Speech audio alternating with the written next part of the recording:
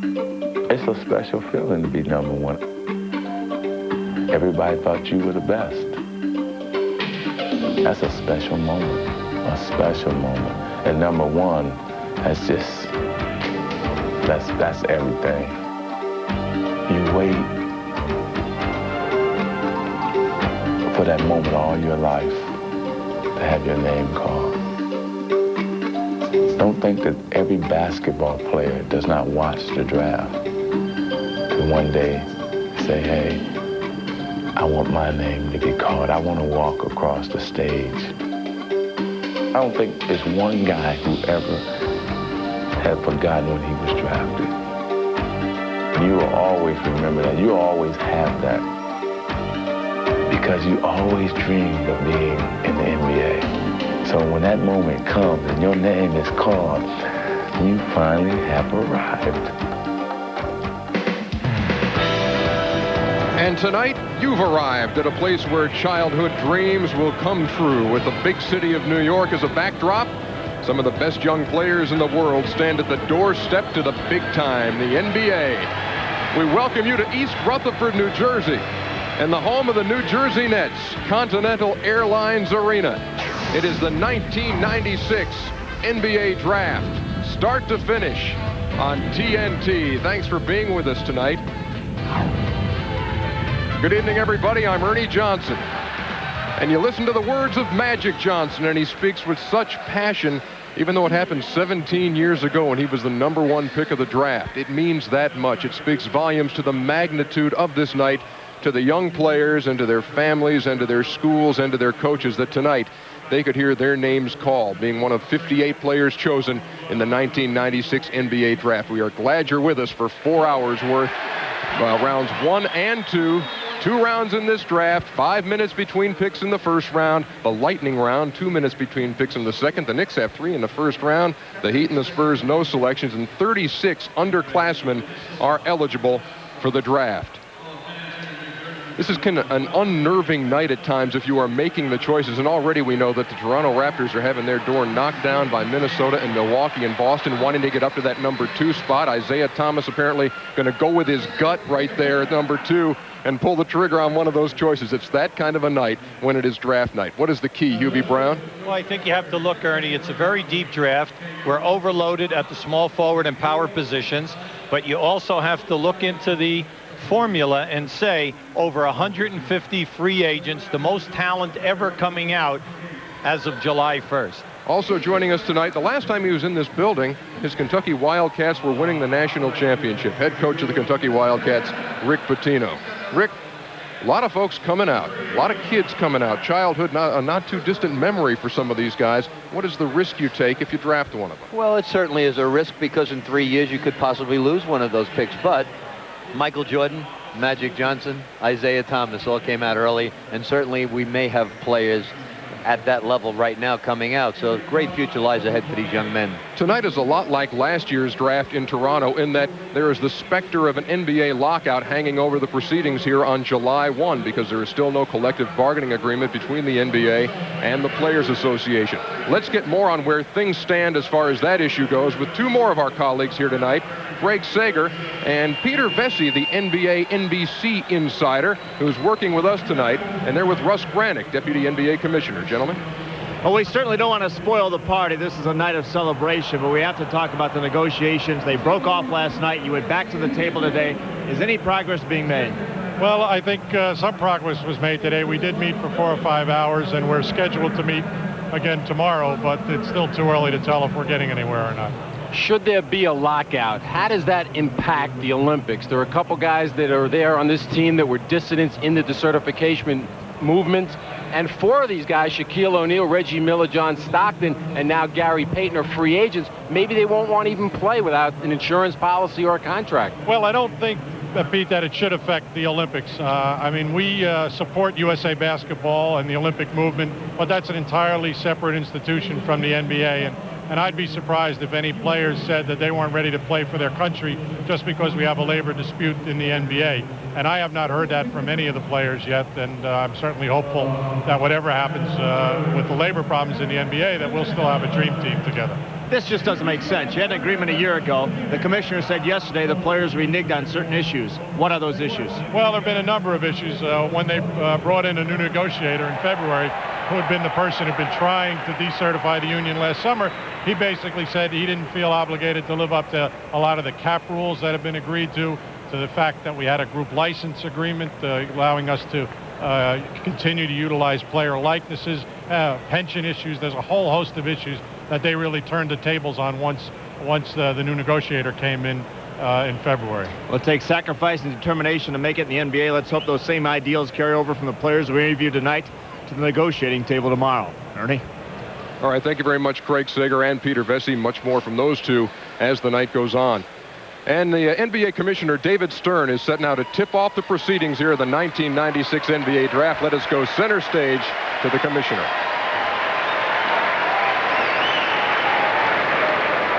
Good evening, and welcome to the 1996 NBA Draft at the Continental Airlines Arena, home of the New Jersey Nets. To our fans across North America, watching on TNT in the United States and YTV in Canada, thank you for joining us. And to our many fans gathered here today, thank you for your strong and enthusiastic turnout. Let's get started.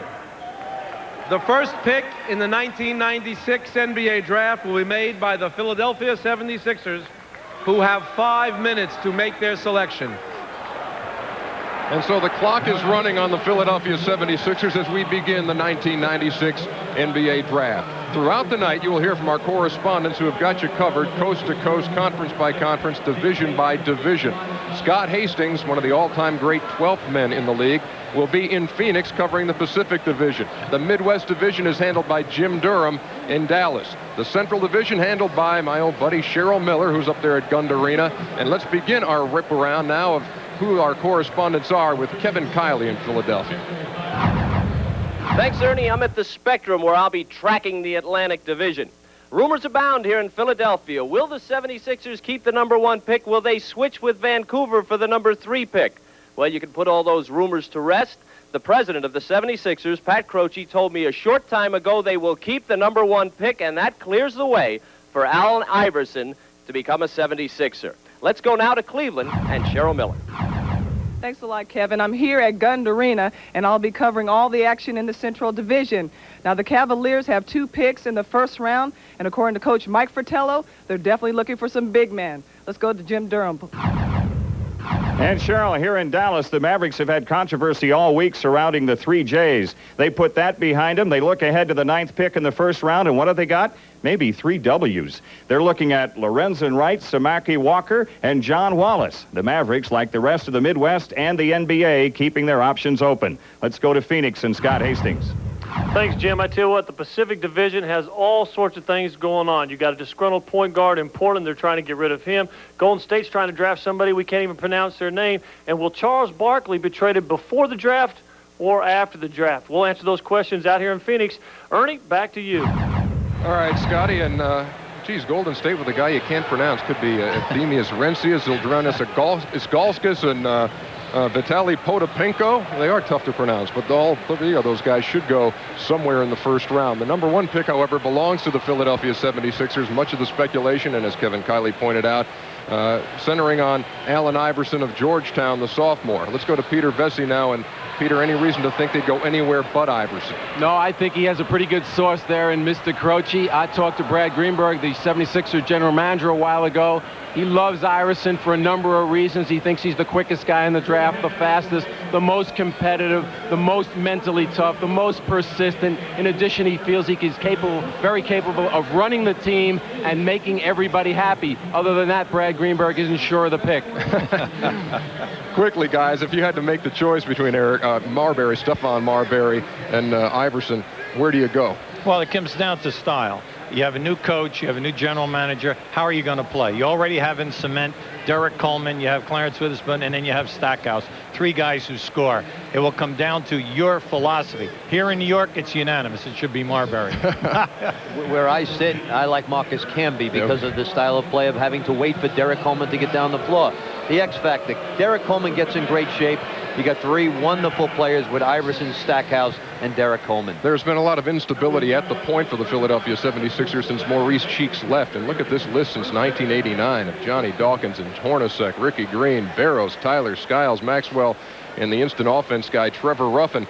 Making the adjustment from the point in college to the point in the pros, how tough is that? Well, it's very difficult. First, starting with the defensive end, but Iverson and Marbury, 2 excellent defenders. Also, the 24-second clock, Ernie. You not only have to get the teams into their offensive sets, but you also have to be able to break the defensive down when that clock gets to 4 or 5 seconds. We are ready for the first pick of the 1996 NBA draft, and to make the announcement, the commissioner, David Stern.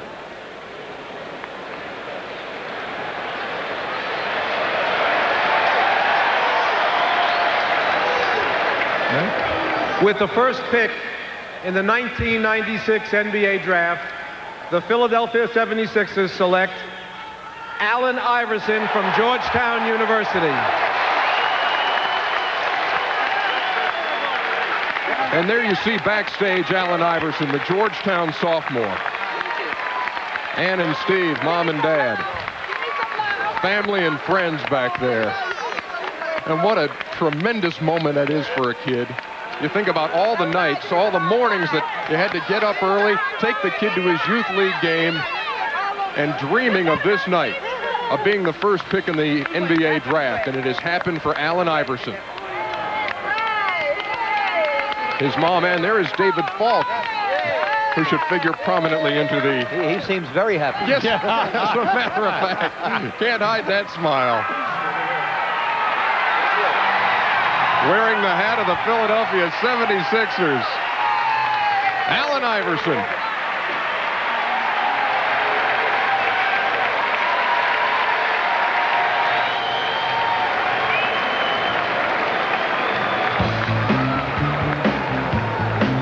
And let's talk a little bit about the first pick by the Philadelphia 76ers, an even 6 foot, 167 pounds, and as quick as you can possibly want out of a player about to go into the NBA. Allen Iverson led the Big East in scoring with 25 points a game and in steals with better than 3 a contest. He was consensus All-American.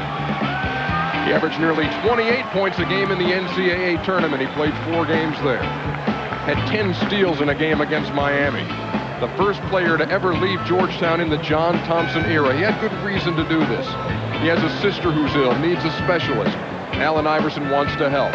You look at the strengths and the weaknesses. A lot of strengths, a big upside on this guy. What do you think, Hubie and Rick? Well, I think you also have to throw into the equation is the fact that he was Defensive Player of the Year 2 times in the Big East. You know that with the basketball from end to end, there's no one in the league going to be quicker. Plus, you know because of the explosiveness that he can break you down from a defensive standpoint. And a major plus with this guy, he gets to the foul line. And pretty good ups on the guy, too. And I have a feeling he hasn't come down yet, even though he is with our Craig Sager right now. Craig? All right, Allen, congratulations. Hubie Brown says there's nobody in the league quicker than you. Is there anybody that can stop you one-on-one? I don't know. I hope not. I don't think so. You've pretty well been able to do whatever you want on the court in high school and in college. What have the Sixers told you they expect from you? They just want me to come in and play my game, distribute the ball. There's great players already on the team, Stackhouse and Derek Coleman. It'll be crazy to think that I will come in and try to take all the shots like I did at Georgetown. But I think we have a good game plan, and we got a great coach and a great staff, and I'm looking forward to it. You mentioned great players. Derek Coleman obviously is one of them. If you talk to him, how do you get the best out of his game? I haven't talked to him, but, they lost some games last year a lot.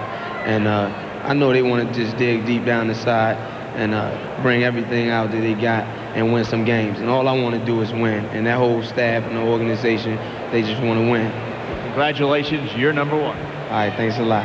All right, Ernie. All right, there is His mom, Ann, and yeah, hanging on every word that Allen Iverson had to say. His first interview as a pro, you could say, talking to our Craig Sager. And that means that the last two picks of the draft have both been from Georgetown. Don Reed was the last pick last year, and now Allen Iverson, the first pick of the '96 draft. And Don Reed's success with Doug Collins and the Detroit Pistons points out, doesn't matter where you go, you can make an impact in this league. Allen Iverson definitely had an impact on the program at Georgetown, leaving after his sophomore year, leaving John Thompson with memories of a true fantastic point guard. He's an extraordinary athlete. I think that the fact that he jumps well, he runs well, he's quick and fast. He is an intelligent person. He picks up very quickly. And, you know, if Allen does not do something, it's because he made the choice to do it, not because of the fact that he does not understand. And I think he's got a tremendous competitive heart. He is the 6th guard taken #1 in the NBA draft, the last one taken 1979. Pretty good player, Earvin Magic Johnson. So the Philadelphia 76ers have a new look. They have a new point guard. Let us go now to Kevin Kiley. Kevin? Thank you, Ernie. A lot of smiling faces here in Philadelphia. This is one of them, the new rookie head coach, Johnny Davis, former point guard yourself. I have to ask you, the character issue with Iverson, was it discussed? We certainly discussed it. We evaluated, assessed Allen Iverson as a person, and we're very satisfied with who he is. There's some concern that Iverson being so quick getting up and down the court that Coleman and Witherspoon will not get up and down the court with him. What's your feeling in coaching the team? Not a concern at all. Derek Coleman, Jerry Stackhouse, both basketball players, both willing to do whatever. They'll be able to get up and down the floor with Allen Iverson. You'll make sure they do. Now, what about the point guard position? What is the most difficult thing for a point guard to learn? I think running the club, learning which players like the ball where, just being in command and authority of the game itself. I don't think Allen will have any problem making that adjustment at all. Right, Johnny. Well, congratulations to you and to the Philadelphia 76ers. Back to you, Ernie. All right, thank you, Johnny and Kevin. The Toronto Raptors on the clock right now, and you remember on national TV, Isaiah Thomas said, I've got my eye on Marcus Camby. He's the guy I want. Let's see if that is indeed the case as we go to Commissioner David Stern. With the 2nd pick in the 1996 NBA draft, the Toronto Raptors select Marcus Camby from the University of Massachusetts. Well, there's the guy Rick Pitino said should have gone first. He'll take #2, though. Marcus Camby of UMass. Coming out after his junior year, College Player of the Year, led UMass to the Final Four. In fact, faced Rick Pitino's bunch right here at Continental Airlines Arena. Well, it's all based on needs and what a team needs, and certainly Allen Iverson has the ability to make the 76ers a great ball club. But this young man has what all NBA teams look for. He's a shot blocker. He's extremely quick. He has a great low post game, and if you try to double down on him, he finds all the open men. So this young man has fabulous potential, and Toronto really, with Stoudemire and now Camby, they've got a great future that lies ahead.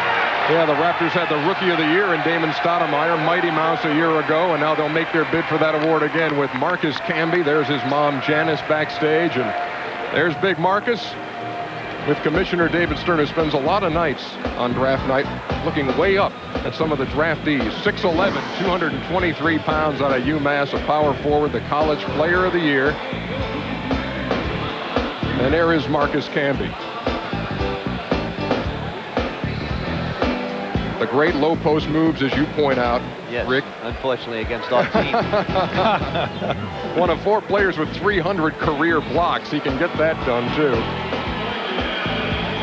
Ernie, what you have to look at this guy has won at every level, and he has the ability to carry the other 4 guys. He's a power forward. You match him up with Sharon Wright at the center position. At small forward, you have Tracy Murray, Carlos Rogers, Doug Christie, and then in the back court, you have Stoudemire. So 4 of your positions, you have young players and guys who can get the job done points-wise. The Minuteman goes to the Toronto Raptors with the 2nd pick of the NBA draft, and Marcus Camby is with Craig Sager. Well, Marcus, first of all, after all that's happened the last few weeks, the moment has finally arrived. Any way to describe what you've had to go through?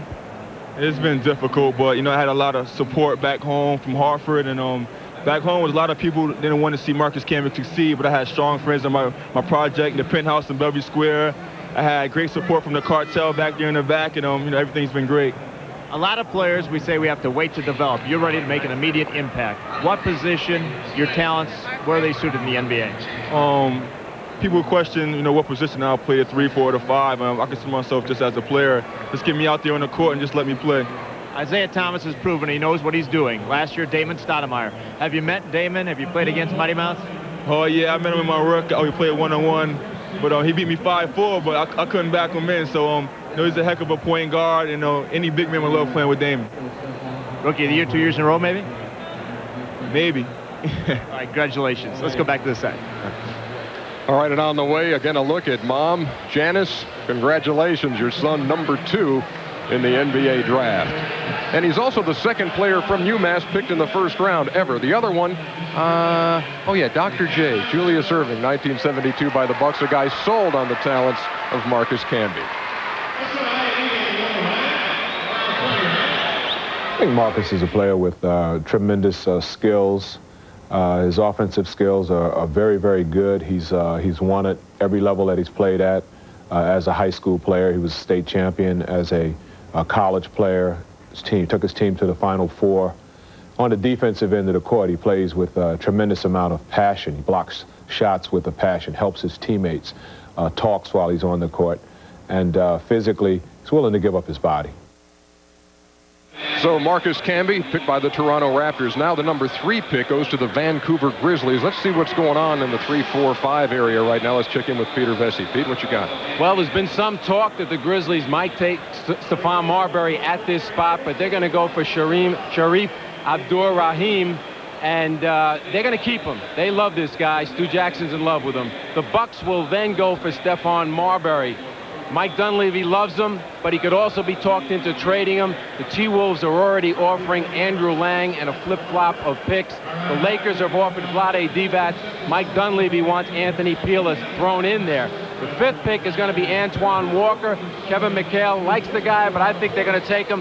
75% sure they're going to trade him to somebody else. To you, Ernie. All right, thank you, Peter. The complexion of the draft kind of changed a little bit with Sharif Abdur-Rahim announcing he was coming back out. He said first, I'm going to come out. Then he said, I'm going back to school. Now I'm coming back out. We could make his name Sharif Abdur. I'm not so sure, Rahim. But he's back in there. And if you are the Vancouver Grizzlies, and I appreciate the chuckle there, Hubie, what do you do right here? No, I think he is a terrific talent. I had an opportunity to see him in high school, and then you saw what he just did this year at the University of California. We're just saying 6'10", he can run the floor with anyone he handles, has an excellent game facing, he can rebound and block shots. First 5 picks in this draft, to me, I look down the road and I see 5 All-Stars. Every year you look at the draft and you wonder, could this person be a potential All-Star? This young man definitely is a potential All-Star. The Vancouver Grizzlies have the number 3 pick. Let's go to the stage and Commissioner David Stern for the announcement.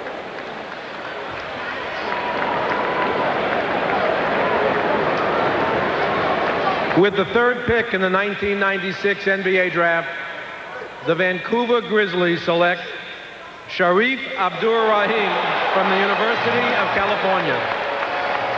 The earliest a freshman has ever gone in the NBA draft, Sharif Abdur-Rahim, a high schooler in Marietta, Georgia, played his freshman year, his only year of college ball at the University of California.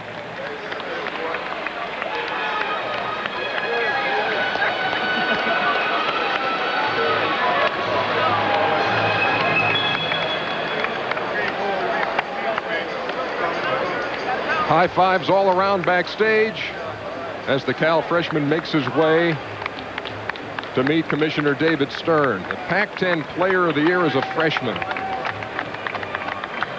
And the first freshman since Cliff Robinson in 1978 to lead the conference in scoring.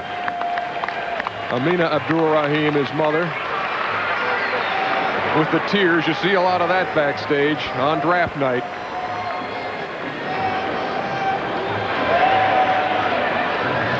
6'10", 225 pounds, Sharif Abdur-Rahim. The 3rd pick in the NBA draft goes to the land of the big country, the Vancouver Grizzlies. and his skills obvious, Hubie. Yeah, they needed a power forward to play with Reeves.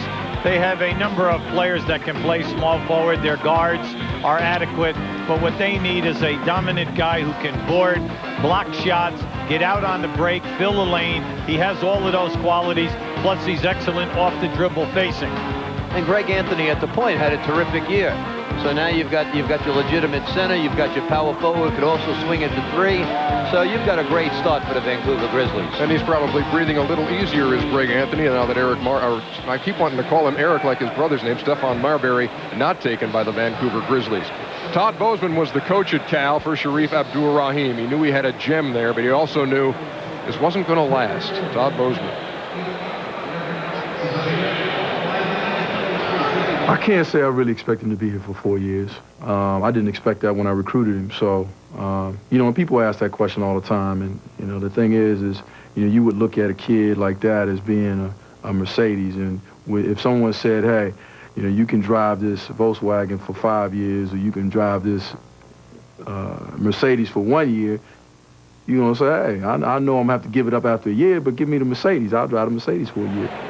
He didn't have a chance. Well, the Mercedes for a year, but now you're right here heading to the NBA. A year ago, debating between Cal and Georgia Tech. This time, college and the NBA. What influenced your decision? Well, I felt like I was in a situation where I could really put my family in a better situation, put myself in a better situation, just fulfill a lifetime dream. And I just opted to go ahead and do that. A great talent. That's the comment from Hubie Brown. Rick Pitino says a future All-Star. Your game. You're versatile, you do everything. What position, how do you think you fit in? Well, I'm just ready to go in and play whatever position Vancouver wants me to play, 3, 4, whatever they want me to do. I just want to come in and contribute and win some basketball games. A lot of hugs, a lot of kisses, some tears of joy from your mom, Amina, back there, too. What does it mean to your family? It means so much because I guess I look at it, if I work, they work, and they just been with me for so long and trying to get to this point. So it's just a big moment for us. Okay, congratulations. Let's go back to Ernie.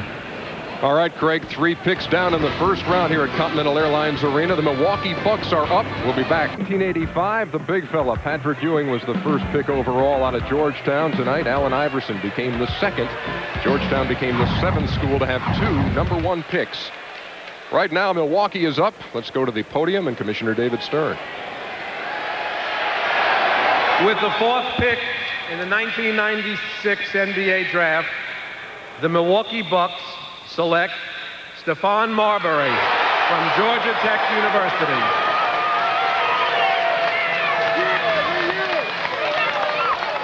And pandemonium reigns backstage. Got to steal Vince Cellini's line, the traveling Marbury. He's got a family of basketball players.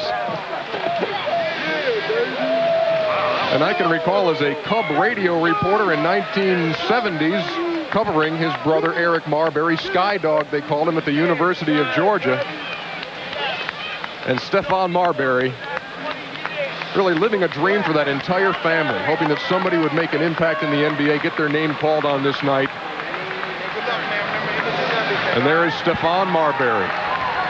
It's not just moms who shed a tear on this night.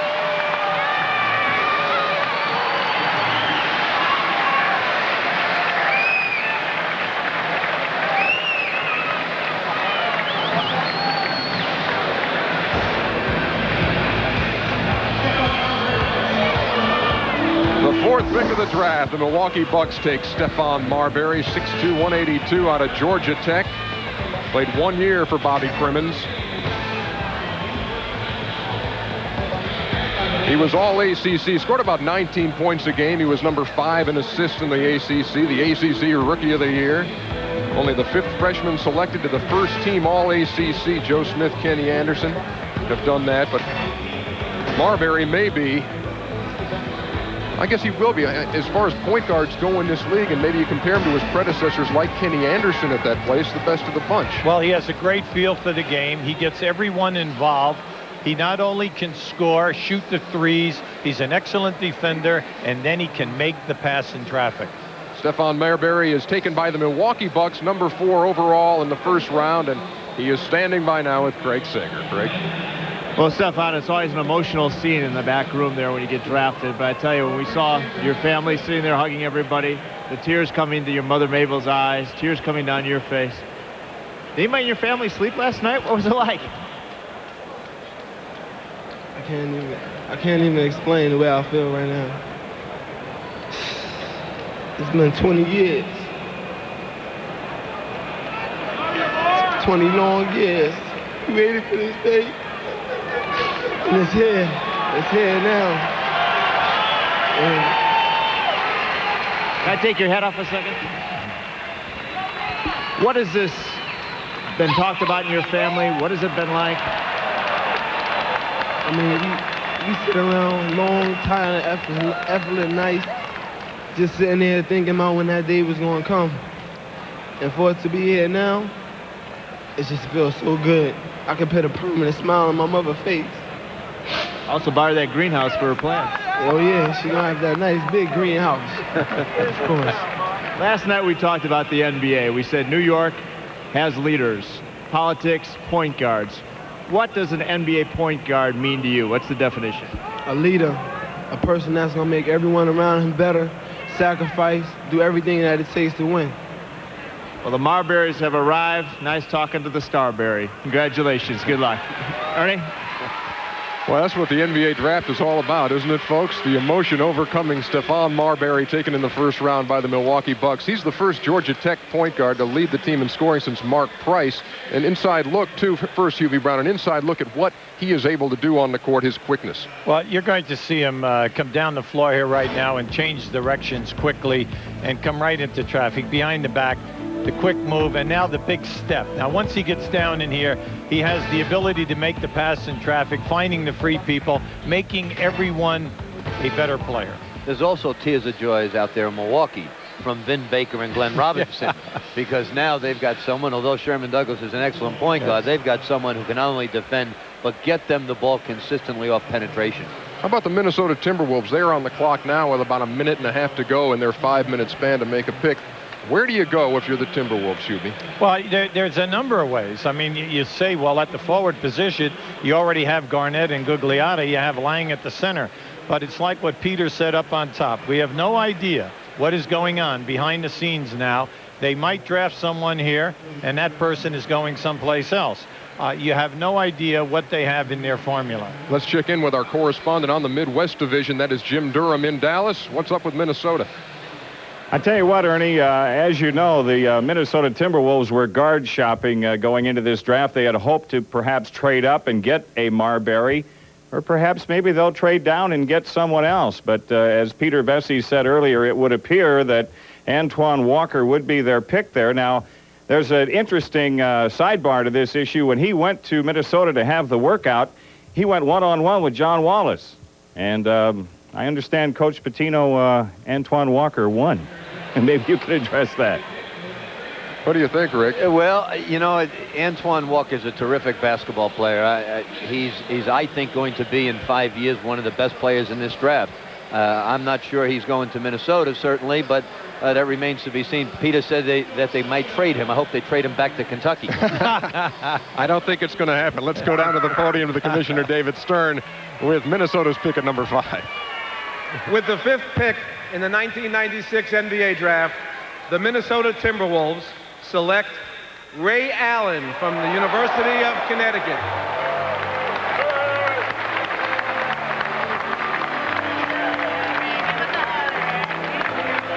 So the parade of underclassmen continues here in the first round. Ray Allen, the junior, out of UConn.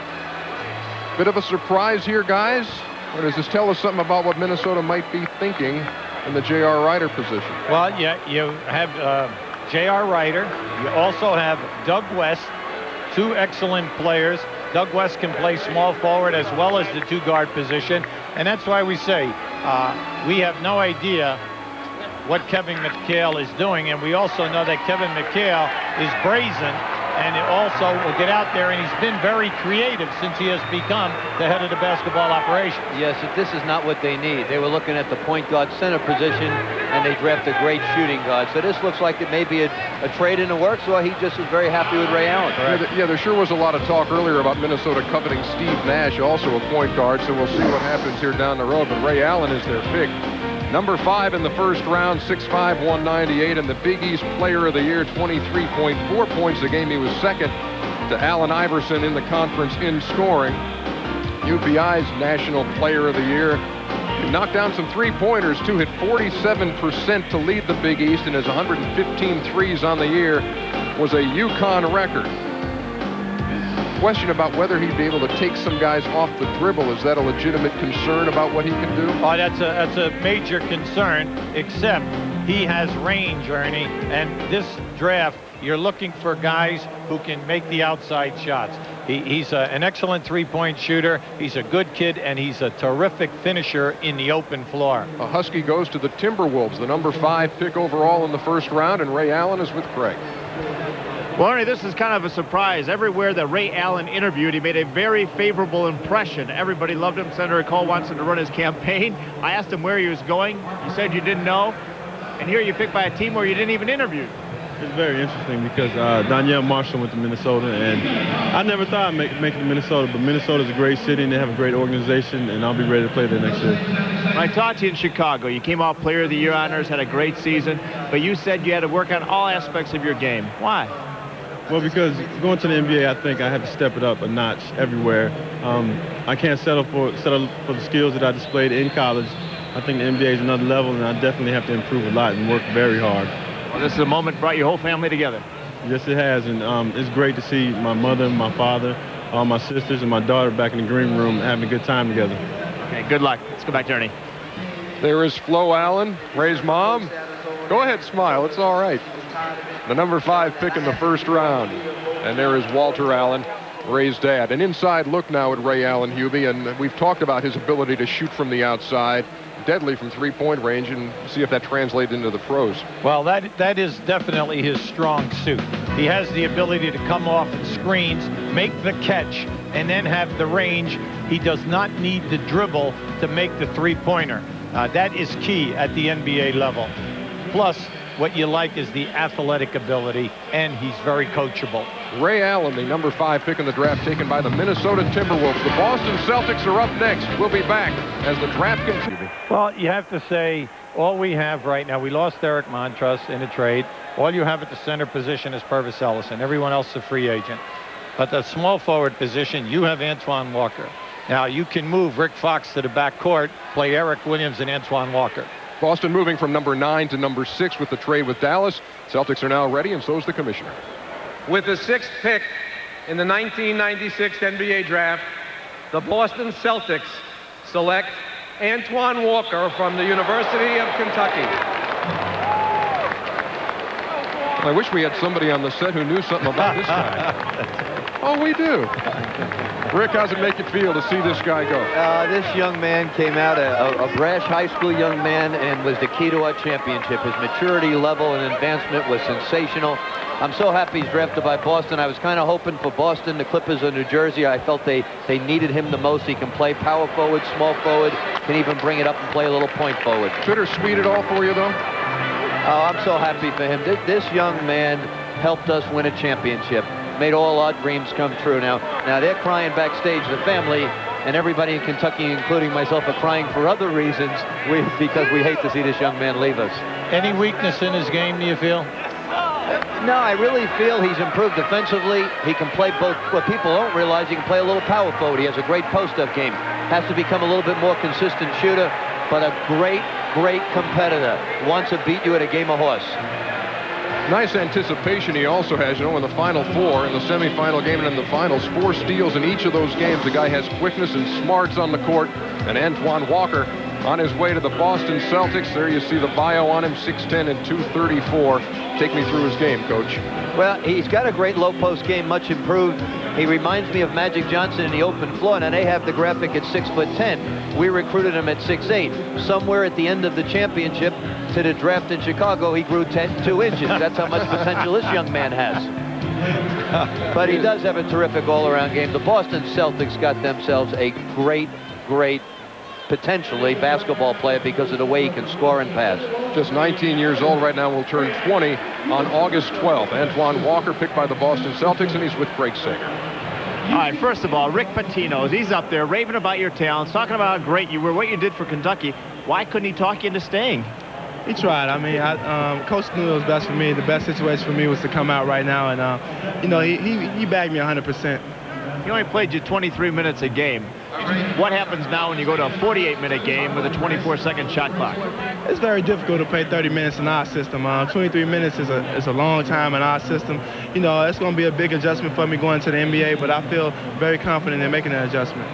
On behalf of Larry Bird, who had a lot to do with your selection, and all the Celtic fans, compliments on the Taylor, the green. It looks good on you already. Yeah, it's, I guess I made the right decision. And, I didn't have no idea I was going to the Celtics, but I feel very happy and with them picking me. Celtic green is here. Kentucky blue. Sorry, Rick, it's gone. Yeah, when the college days are over, he's into the pros now, and he must have known something. Wearing the green, Antoine Walker goes to the Boston Celtics. I think he was putting on the green for the color of money, Ernie. I didn't know it was the Celtics. There you go. If that were the case, there'd be a lot of green suits in here tonight. Next up, it's the LA Clippers. Let's go to our correspondent on the Pacific Division in Phoenix. That is Scott Hastings. What's up with the Clips, Scotty? Well, Ernie, I know you're dying to know what's up with the Clips. Little news. Rick Pitino just said it. Ray Allen, look for him to be traded. Some people speculate Portland. But look for him to go to Milwaukee, to Milwaukee for Stephon Marbury, and Minnesota will get Marbury, and something else will be given a lot of our stuff. But those two, Ray Allen and Marbury, should be exchanged either today or sometime in the near future. Watch that. As far as the Clippers, what do they know? Since '85, they've had 7 lottery picks, only 1 guy's on the team. Since '82, they've had 13 first-round players chosen, only 2 are on the team. Right now, Bill Fitch has locked his assistant coaches out of the war room, not letting them give any advice at all. He likes Potapinko. I said that correct, Ernie. Aren't you proud of me? Another guy, Dampier, is somebody they like. And look maybe for Kerry Kettles. He was really impressive in their workouts. Wow, if you're a marketing guy and he goes to the Clippers, you got Kittles and Fitch. Wouldn't that be nice? Anyway, thank you very much, Scott Hastings, for the report from Phoenix on the Pacific Division. Let's go now to Peter Vesey. What's your take on what Scotty had to say, and what else are you hearing, Peter? I think he's got something there. When you're making predictions like I am, I was always taught you got to have a cover story. So they definitely got something going. They didn't draft him to keep him. They need a point guard. So it's either going to be for Marbury, but I suspect it's for Rod Strickland out in Portland. I think the Blazers really need that shooting guard, and Kevin McHale had no one else to give him. As far as the Clippers go, I believe they're going to go for Lorenzo Wright. Brian Williams is a free agent. They must have insurance in case they can't re-sign him. As for the Nets in the next lot, I think they're going to go for Kerry Kittles. But if they've got the courage, I know John Calipari loves Kobe Bryant. Go for it, John.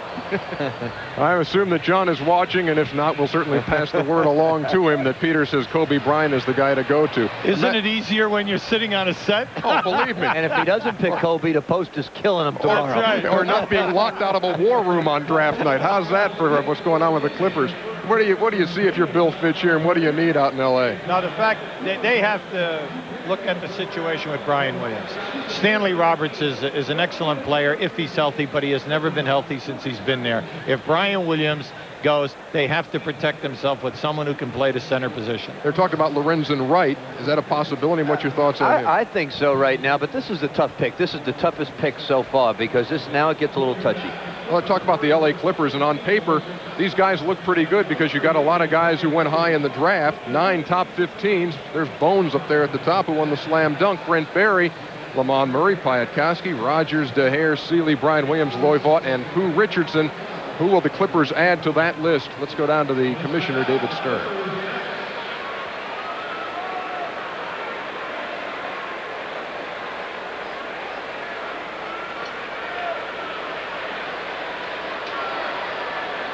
And obviously, Commissioner David Stern not quite ready for the Clippers, whose time has expired. They are set to go.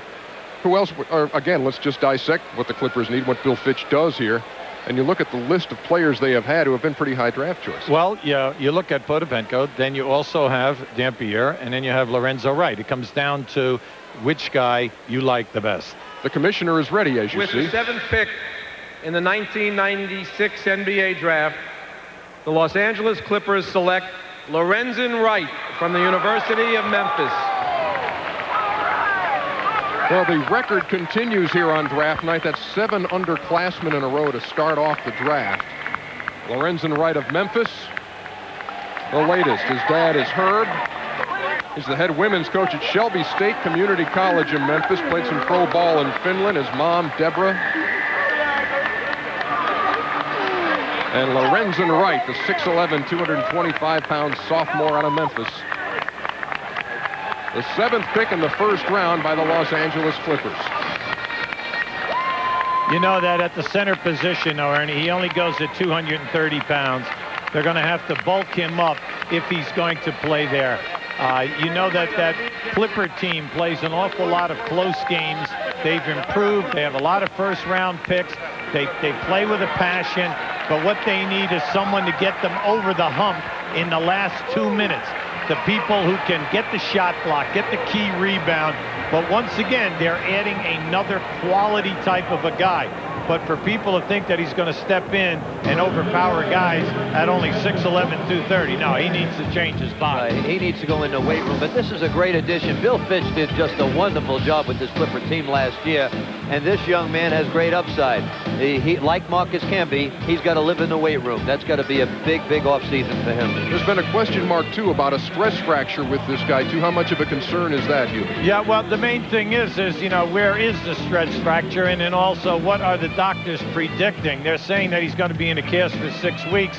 It happened in a pickup game. But no one questions this guy's talent. He is a hard worker. He gets after it. The coaches love them there.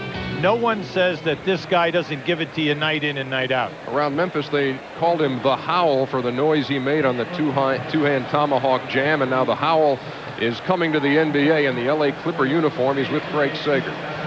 Well, first of all, Lorenzen, the extent of the injury, I know obviously you don't feel it's serious. What have the doctors told you? What did the Clippers tell you? Well, the doctors all told me that I'll be all right, and it'll heal on its own. The only thing I have to do is take my time off and get prepared and get ready to play. And by the time of the season, I'll be ready to play, and you know, I'm going to work hard. Where you come from has a lot to do with the player you become. Memphis, a hotbed for basketball. What was it like growing up? What do you feel about that city? Well, there's a lot of good players that's coming out of Memphis, and still is coming out of Memphis now. A bunch of guys are coming out of high school. Tony Harris, to name a few, and you know, it's a basketball city. What do you think about the Clippers? I think they have a very good team. I'm going to work hard for them and try to win a championship down there. Work hard, that's the key. Hubie Brown says nobody works harder than you. You can't get a better compliment. Good luck. Right, thanks, I appreciate it. Ernie?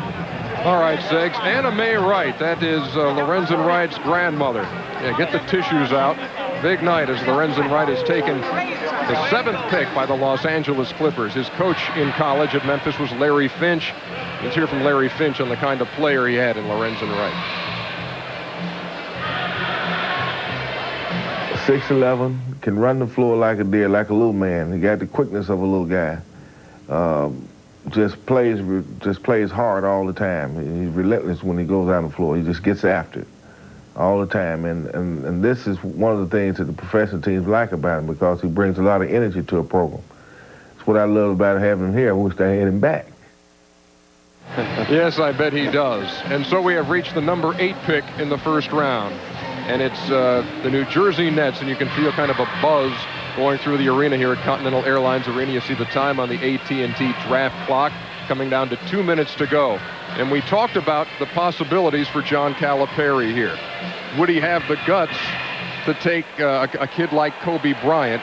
What are your thoughts? Well, it's not the guts. We all know Kobe Bryant's going to be a great player. But what I learned a long time ago about the NBA, when I said this to Hubie Brown as his assistant, I said, Hubie, 4 or 5 years down the road, we're going to have ourselves a great basketball player. He said, kid, let's win next year. Let's not worry about 4 or 5 years. We don't know where we're going to be. So I think he's got to go with Kerry Kittles, because he has to win and shoot right away, and he's got a 4-year basketball player. Let's talk about the strengths and the needs of the New Jersey Nets and new head coach John Calipari. Well, Ernie, they have to improve their shooting, okay? Their shooting is right at the bottom of the league. They have the rebounding and shot blocking here. Kendall Gill hopefully will be healthy for them next year. If you go with Kittles or Kobe Bryant, you're adding another perimeter shooter, but most of all, a three-point shooter. When you have inside power guys, you must complement them with the range factor. You got to point out the fact that Sean Bradley came to this team and did a tremendous job, and now they're trying to add to that mix. They've had a lot of guys going after Sean Bradley. They're saying now teams know enough to not ask about the Storm and Mormon. Let's go to the commissioner for the Nets pick. With the 8th pick in the 1996 NBA draft, the New Jersey Nets select Kerry Kittles from Villanova University.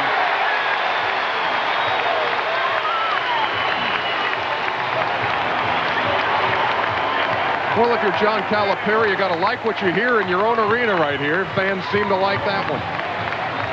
Well, they know that they're getting a proven scorer. They had an opportunity to watch him play in the Big East here in this building against Seton Hall.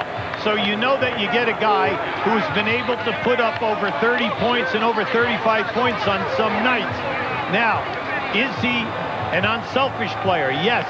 Can he score in the open floor? Great quickness, finishing ability, and he's got range. And a good defensive player, good size. You can't post him up. He's a legitimate 6'5", 6'6", and he fits the needs of the New Jersey Nets. Their weaknesses, they can't shoot from the perimeter. He opens up the inside game and stops the double downs. Those fans came prepared, thinking Kerry Kittles might be the first pick of the New Jersey Nets, and there you see. Another Villanova graduate, Rory Sparrow. And for the first time, the New Jersey fans get a look at their first round pick, Kerry Kittles.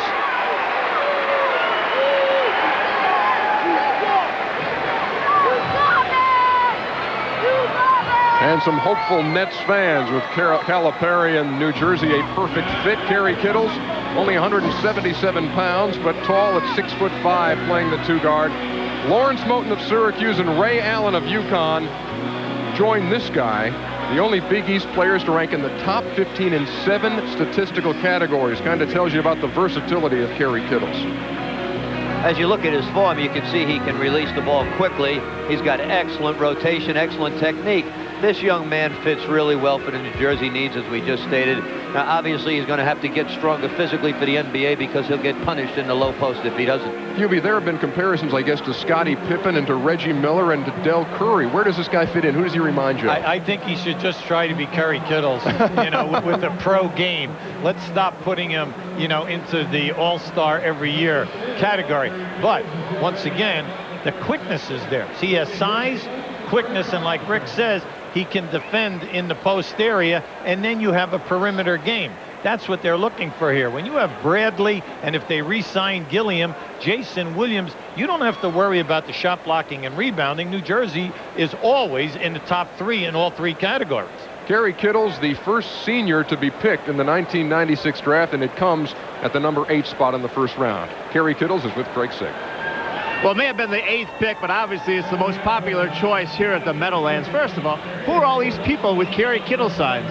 It's all my family from New Orleans and Florida. Everybody just came to support me today. It's a big day for me and my family.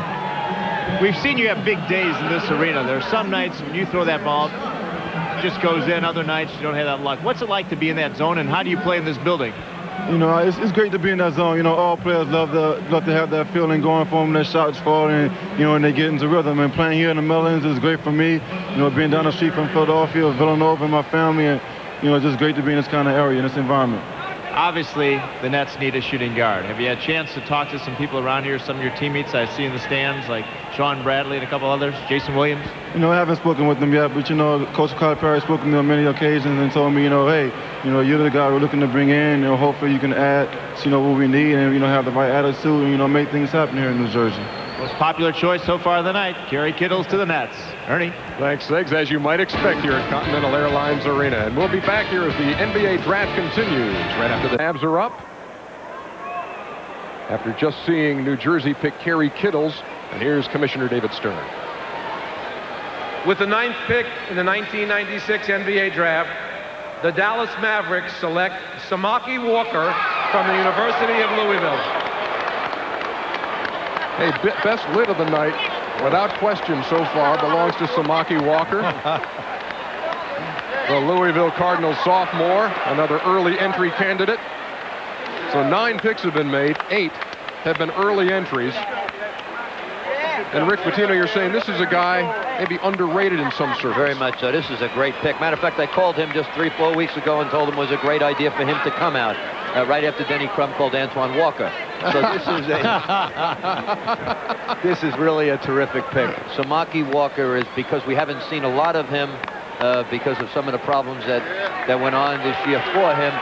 This is a great pick for Dallas. It fits their needs, along with the rebounding, strong, bulky player they need inside. Yeah, they need a physical force, Ernie. This guy is a legit 6'9", 240 pounds, can play 2 positions for you because of the bulk factor. He has a low power inside game and an excellent shot blocker. He averaged 15 points a game, 7.5 rebounds in 21 games, and as you mentioned, missed 10 because of an NCAA investigation. He did record the only triple-double in school history, and by golly, it came against Kentucky. We didn't get anywhere near the rim that night. He just kept blocking it. Yeah. He really is an outstanding prospect. I think Dallas made a great pick here. I think he's going to prove to be exactly what they need. See, Dallas has to shore up the defense, Ernie. They've got to get more. They've got to get bigger with bulk inside and guys who can hold their area defensively. This was a good pick. Among the things that Dallas is trying to get done right now, some turmoil in Big D in the past week with Jim Jackson and the rest. But Samaki Walker is the pick of the Mavs, and he's with Craig.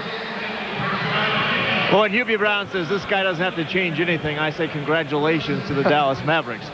First of all, what do you expect to accomplish in your rookie year? First of all, I like to accomplish. There's a lot of young guys coming out, and I think there's a lot of speculations with people thinking that, we have a lot to prove, which is true. I like to come out and show that I can come in and help the Dallas organization on and off the court, be a role model, be mature. Coming out early, there's a lot to prove, and I want to be the guy that they can prove on and count on to help make the Dallas organization a better program and help represent the league. People around the league were raving about your workouts. Did you have a good one in Dallas? What do you remember? What was it like? After talking to them, they think I really had a good workout, and they were pretty impressed, and I guess they thought so. So I guess I'm here, which I'm happy to be. I'd like to thank the Dallas organization. You left your Derby hat before you met with the commissioner. I'm a Mavericks now, so this is it's more important. All right, congratulations. Back to the set. And you saw his mom, Patricia, backstage. Samaki Walker picked by the Dallas Mavericks. Let's go to our Midwest Division correspondent, Jim Durham, who is in Dallas. Jim, what's up? Tell you what, Ernie, I've got Jim Clemens here with me. Samaki Walker, the pick of the Dallas Mavericks. This is a Dallas pick, I take it. It's a Dallas pick. We're very happy with our choice in the selection, and we're anxious to have him here. Of the players that you considered, what did you like about Walker? Well, I think Samaki will bring to the table a little bit of versatility. He's big, he's strong, he's more athletic. He'll get time to grow. People around the country, of course, still concerned with the 3 J's issue. What's the public posture today? Well, we're looking forward to adding Samaki to our roster. We think that the 3 J's will show up and play, and we're going to be very competitive next season. Are the Mavericks going to be involved in the trade wins before the draft is over? Well, I think we're going to stay competitive in the marketplace, and anything's subject to happen. All right, Jim Clemens. Let's go back to EJ. All right, JD and Jim Clemens, thank you very much for your time out there in Dallas, where Samaki Walker is the pick of the Dallas Mavericks. Now, the Indiana Pacers are next, and Hubie Brown, this is a team that's really in transition, and there's some question marks. Of course, Reggie Miller's a question mark, Antonio and Dale Davis, and you made a couple of trades. Mark Jackson is gone. What is your feeling on Indiana? Well, I think Indiana must protect themselves so that in case they lose one of the Davis boys, you have to have a quality guy size-wise at that position to either back up Rick Smits or play the power forward position. You know, the Ricky Pierce thing did not work out. He's gone. Mark Jackson gone. You pick up Jalen Rose in there. Unfulfilled potential right now for Jalen Rose on that Indiana. Yeah, well, Jalen Rose can play a number of 3 positions: small forward, 2 guard, point guard. But more important, they probably play him at the 3. If they play him at the 3, you brought in Reggie Williams also in that trade. That gives you a shooter to come in as a backup 2 guard, a guy who has 3-point range, and that was a good choice. But now, if you're Larry Brown and you're looking at this, you have got to protect yourself with size and strength. The 10th pick in the NBA draft belongs to the Indiana Pacers. Let's go to the commissioner.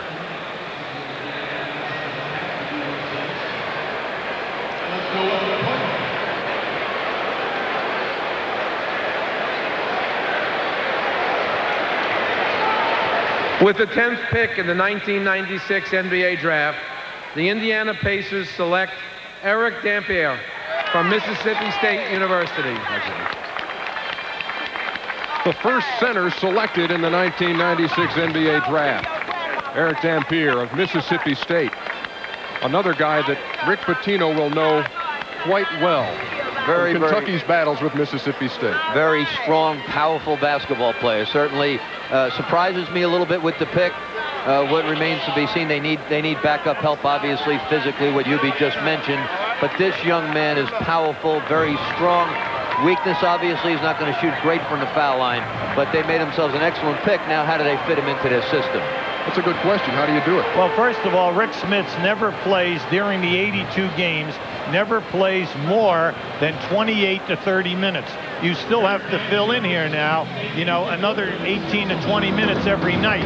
Now, if you lose one of the Davis boys, you have got to have a quality body, because Indiana does not want to fall to the bottom of that division. This is a team that's talking with a lot of pride. They thought if they were healthy at playoff time, totally healthy, that they could have been in the Eastern Conference Finals. Eric Dampier, big number 25 from Mississippi State. Questions on his offensive skills, but not about his heart, not about his ability to rebound, block some shots inside. Eric Dampier going to the Indiana Pacers as he makes a top 10, the 10th pick in the NBA draft. And the big fella is with Greg. Well, so often we speculate about where the players can get drafted. I talked to you, Indiana was never mentioned. Are you surprised? Yeah, it's a big surprise to me. Each player didn't know what to expect, and Indiana's a real good team. I'm looking to take a lot to the team and do as much as I can. Maybe we can get a couple extra wins. Well, Coach Brown over there was talking about the fact that Dale Davis, Antoine Davis, both of their contracts are up. Rick Smits only plays about 28 minutes a game. A chance to step right in. You obviously have the size and strength for the NBA. Yeah, I think it's my work ethic. If I go out and work hard every day to get better, I really develop into a good player. My offensive game is coming along, and they have a really good team, so I'm looking forward to it. Well, if you're coachable, you have Larry Brown, who's one of the best. What do you have to work on offensively? I think I work on my offensive move every day, just getting used to them, just going up against good players in the NBA. It's going to make me a better player, so I'm looking forward to it. Hey, congratulations. Ernie? All right, thank you, Segs. Well, in this building, March Madness culminated with the Final Four, and in the semifinals, Kentucky took on UMass. And a couple of good friends squared off in that one, John Calipari and Rick Pitino. Kentucky won it, went on to win the national championship, and then when talk of the New Jersey coaching vacancy came up, those two good friends were front and center. Should I stay or should I go now? It was a wonderful offer by some people that I call friends. But I've just been too happy in Kentucky for 7 years to look at anything else.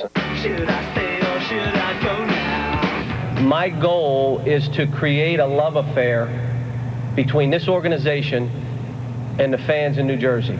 And that's what we've got to do. And I also want to thank Rick for not taking this job. Should I stay or should I go? If I'm Sally Jesse Raphael, I'm asking you two guys to hug right now. I mean, good friends, and joining us on the set now, the new head coach of the New Jersey Nets, John Calipari. John, thanks for joining us. Thanks for having me. How's this night been? Well, this has been interesting. I said I was under some pressure when we were playing Rick. Let me tell you what, there was some pressure in that room because you don't know who's going before you. Those next two picks made it interesting, but we got the player we wanted.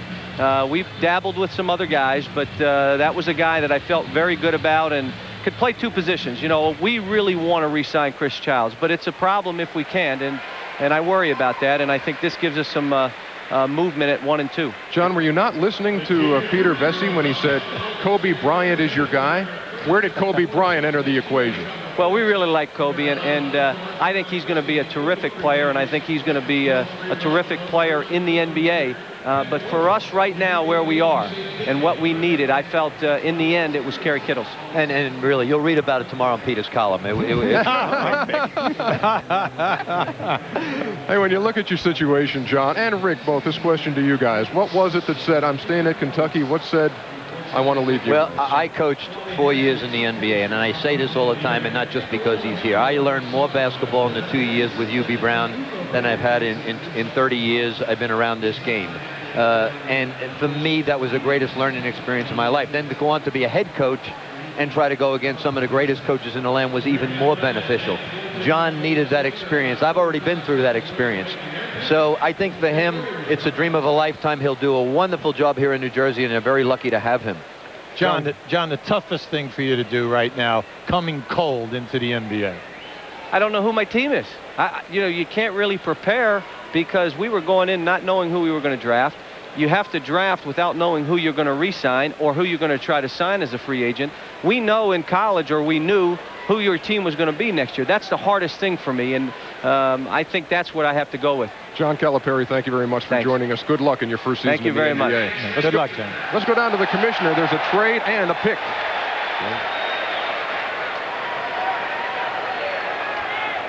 Milwaukee conveys the draft rights to Stephon Marbury to Minnesota in exchange for the draft rights to Ray Allen and a future first-round draft pick.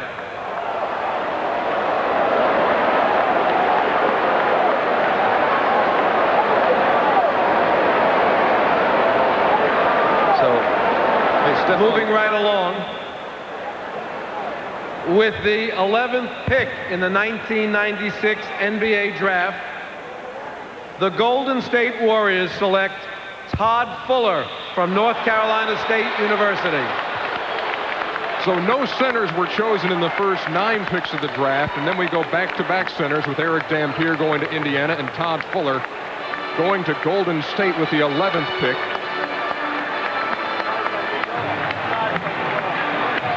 Ernie, you have to look at this and say they were very high on Fuller right from the beginning. You're dealing with a guy who was overshadowed in the ACC by Duncan and Wallace during his career. He improved every year. He averaged over 20 points this year. He's mobile enough that he can play 2 positions for you. Kevin Willis is a free agent at the center position. Ronnie Cycli is still under contract. But what you're getting here is a young guy who has really improved his game from year to year to year. And a quality guy, too, a GPA of close to a perfect 4 at NC State. And you talk about being overshadowed to a degree by Tim Duncan. He scored 30 against him as a junior. He has his moments. He is very much overlooked in the evaluations of a lot of people, but he should not have been overlooked. This young man can flat out play in a from a great conference, and I think Golden State made a smart pick by getting this young man because he again fills the need of this basketball team. Pretty good range with the jumper, too. Yeah, we see that's what's good, Ernie. See, he has the hook, he has the jumper facing, and then he has the turnaround moves. Now, of course, he's going to have, you know, some problems that he has to work on. Naturally, he's got to bulk up a little bit if he's going to play strictly center for them. But he, once again, now you look at that Golden State, when that team is healthy, they have a lot of guys with talent. Yeah. Now, he may have an affinity for playing defense, too. Bobby Jones coached him in high school. Let's go back to the trade here real quick, the Marbury deal. Your take on this thing, and Marbury likes Kevin Garnett. Now he goes to Minnesota. Well, it's great for Minnesota. We talked about a possible trade at that time. We also brought out the point that Milwaukee likes Ray Allen. They needed range. Rick brought out the point they already have Sherman Douglas, and he has 2 more years on his contract. So, you know, I could see it happen. And they really loved the character. Not that they didn't love the character, Stephon Marbury. Ray Allen really impressed them. And the other thing they looked at, Stephon Marbury stays 3 years. He's from a big city. Does he still want to stay in Milwaukee when the 3 years are up? And that has to be a factor. So we've had the ceremonial switch of hats over there, and the trade, Stephon Marbury to Minnesota for Ray Allen, who goes to Milwaukee. Todd Fuller was just picked by Golden State. He is standing by now with Craig Sick. All right, Todd, first of all, you go from Charlotte Christian High School to NC State as a freshman. You average only 5 points a game. 3 years later, you lead the ACC in scoring. You're #1 pick. What happened? Well, I was just persistent through it over the years. I got better and better each and every year. and I stayed with my strengths, but at the same time, I continued to develop my weaknesses in my game. You're a math major. The Warriors won only 36 games last year. How do you change their team? Well, first of all, I think I can come in right away and help at the center position, help with Ronnie Cycli, and also add some rebounding to that team. In addition to that, I believe, depending on the matchup situation for a particular game, I can also help out a power forward as well. Sad to leave Carolina? No, I'm looking forward to the opportunity to go to California. I enjoyed my visit out there, and it was a productive visit. I look forward to the opportunity to go out to Golden State. Good luck with the Warriors. Ernie? All right, Greg Todd Fuller heads to the Bay Area. Next up, the Cleveland Cavaliers, another team that need them some size up front. Let's go to Cheryl Miller, who's covering the Central Division, and she is in Cleveland. Cheryl, so good to see you again. Thanks a lot, Ernie. But you just mentioned that the Cavs definitely need some size, and definitely look for both of those two picks to go for some big men. Right now, when I spoke to Mike Fratello yesterday, he was a little concerned about when the pick came around for the 12th pick that some quality big men would not be there. He said if that was the case, that they would try to go with some smaller people. If that's the case, it might go with the smaller big men. Look at Potapinko or John Wallace.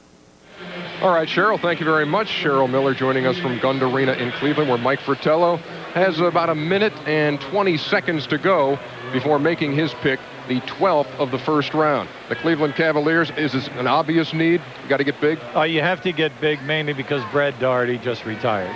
And that was a major hole for this basketball team. Now, you have good people, but no major size guys. You have guys at 6'9", 6'10". They play to their maximum night in and night out. You must increase the depth of size and length. The Cleveland Cavaliers on the board, and the commissioner is ready with their pick.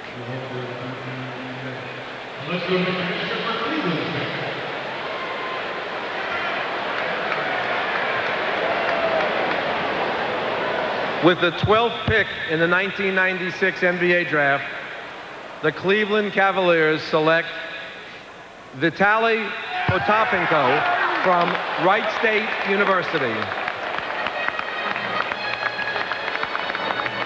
Wright State University by way of Kiev, Ukraine. The Ukraine train, they call him.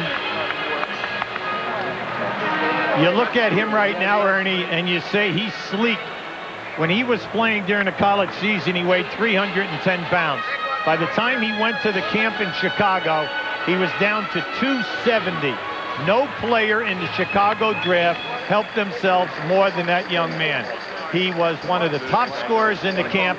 He was the only center who could score with his back to the basket in every single session.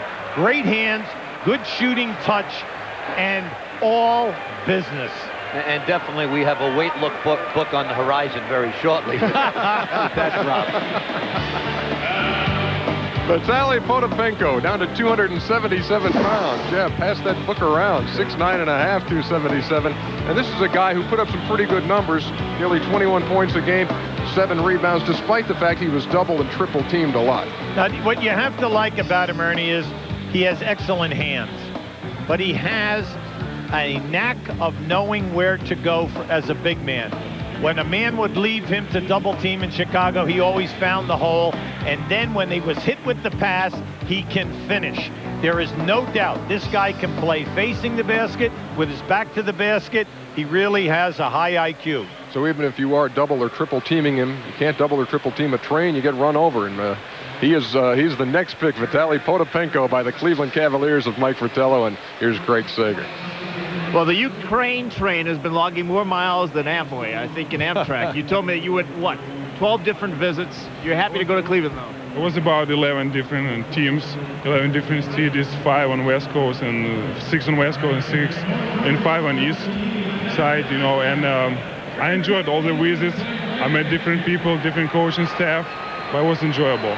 What about Mike Fratello and the Cavs? I enjoy work with him, and I have good workout at Cleveland Cavaliers, and I'm looking forward. I was looking forward, and right now I'm very excited to play for him and play with great players like Terrell Brandon and young players, Bob Shura, and they have other very good players.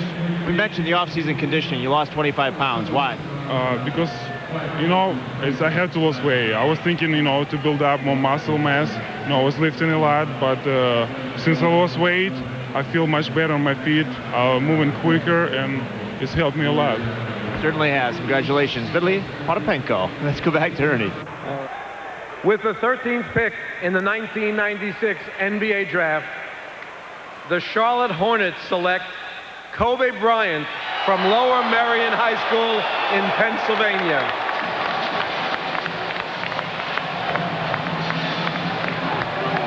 A coming out party for the high school kid. Kobe Bryant, meeting with the approval of that Charlotte fan in attendance here. And Hubie, this is a guy whose stock has risen every time he's tried out. People like this kid. Well, everyone writing when he first came out, well, he's going to have to bulk up. This guy is 200 pounds. That's 6'6". He is an offensive whiz. He's very, very talented. He has all pro moves.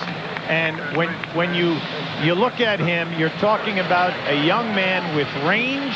He can go off the dribble. He can get his shot. And in every place that he worked out, nothing but raves. No one talking about any shortness or a weakness in his game. Jerry West told me today that greatness lies ahead for this young man. Thought he was going to be absolutely fantastic. I recruited him out of high school, and certainly I believe everything he said in this man's ability.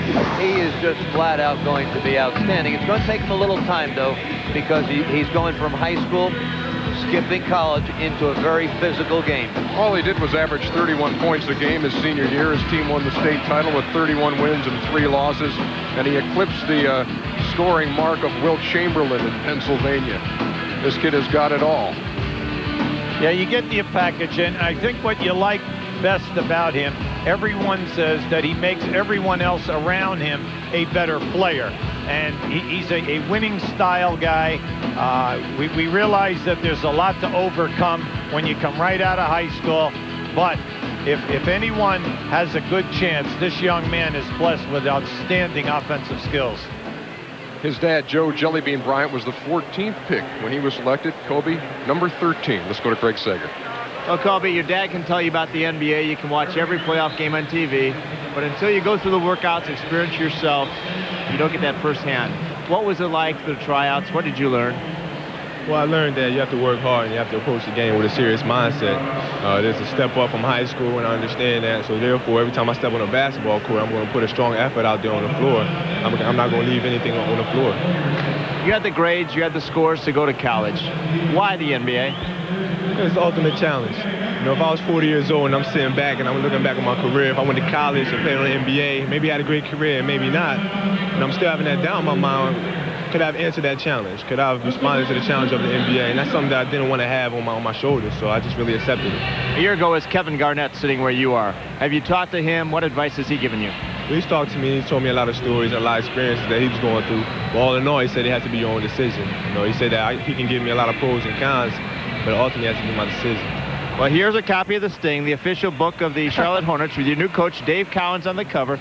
Do your homework before you show up at the Hive. Thank you very much. I'll make sure I will. All right, congratulations, Ernie.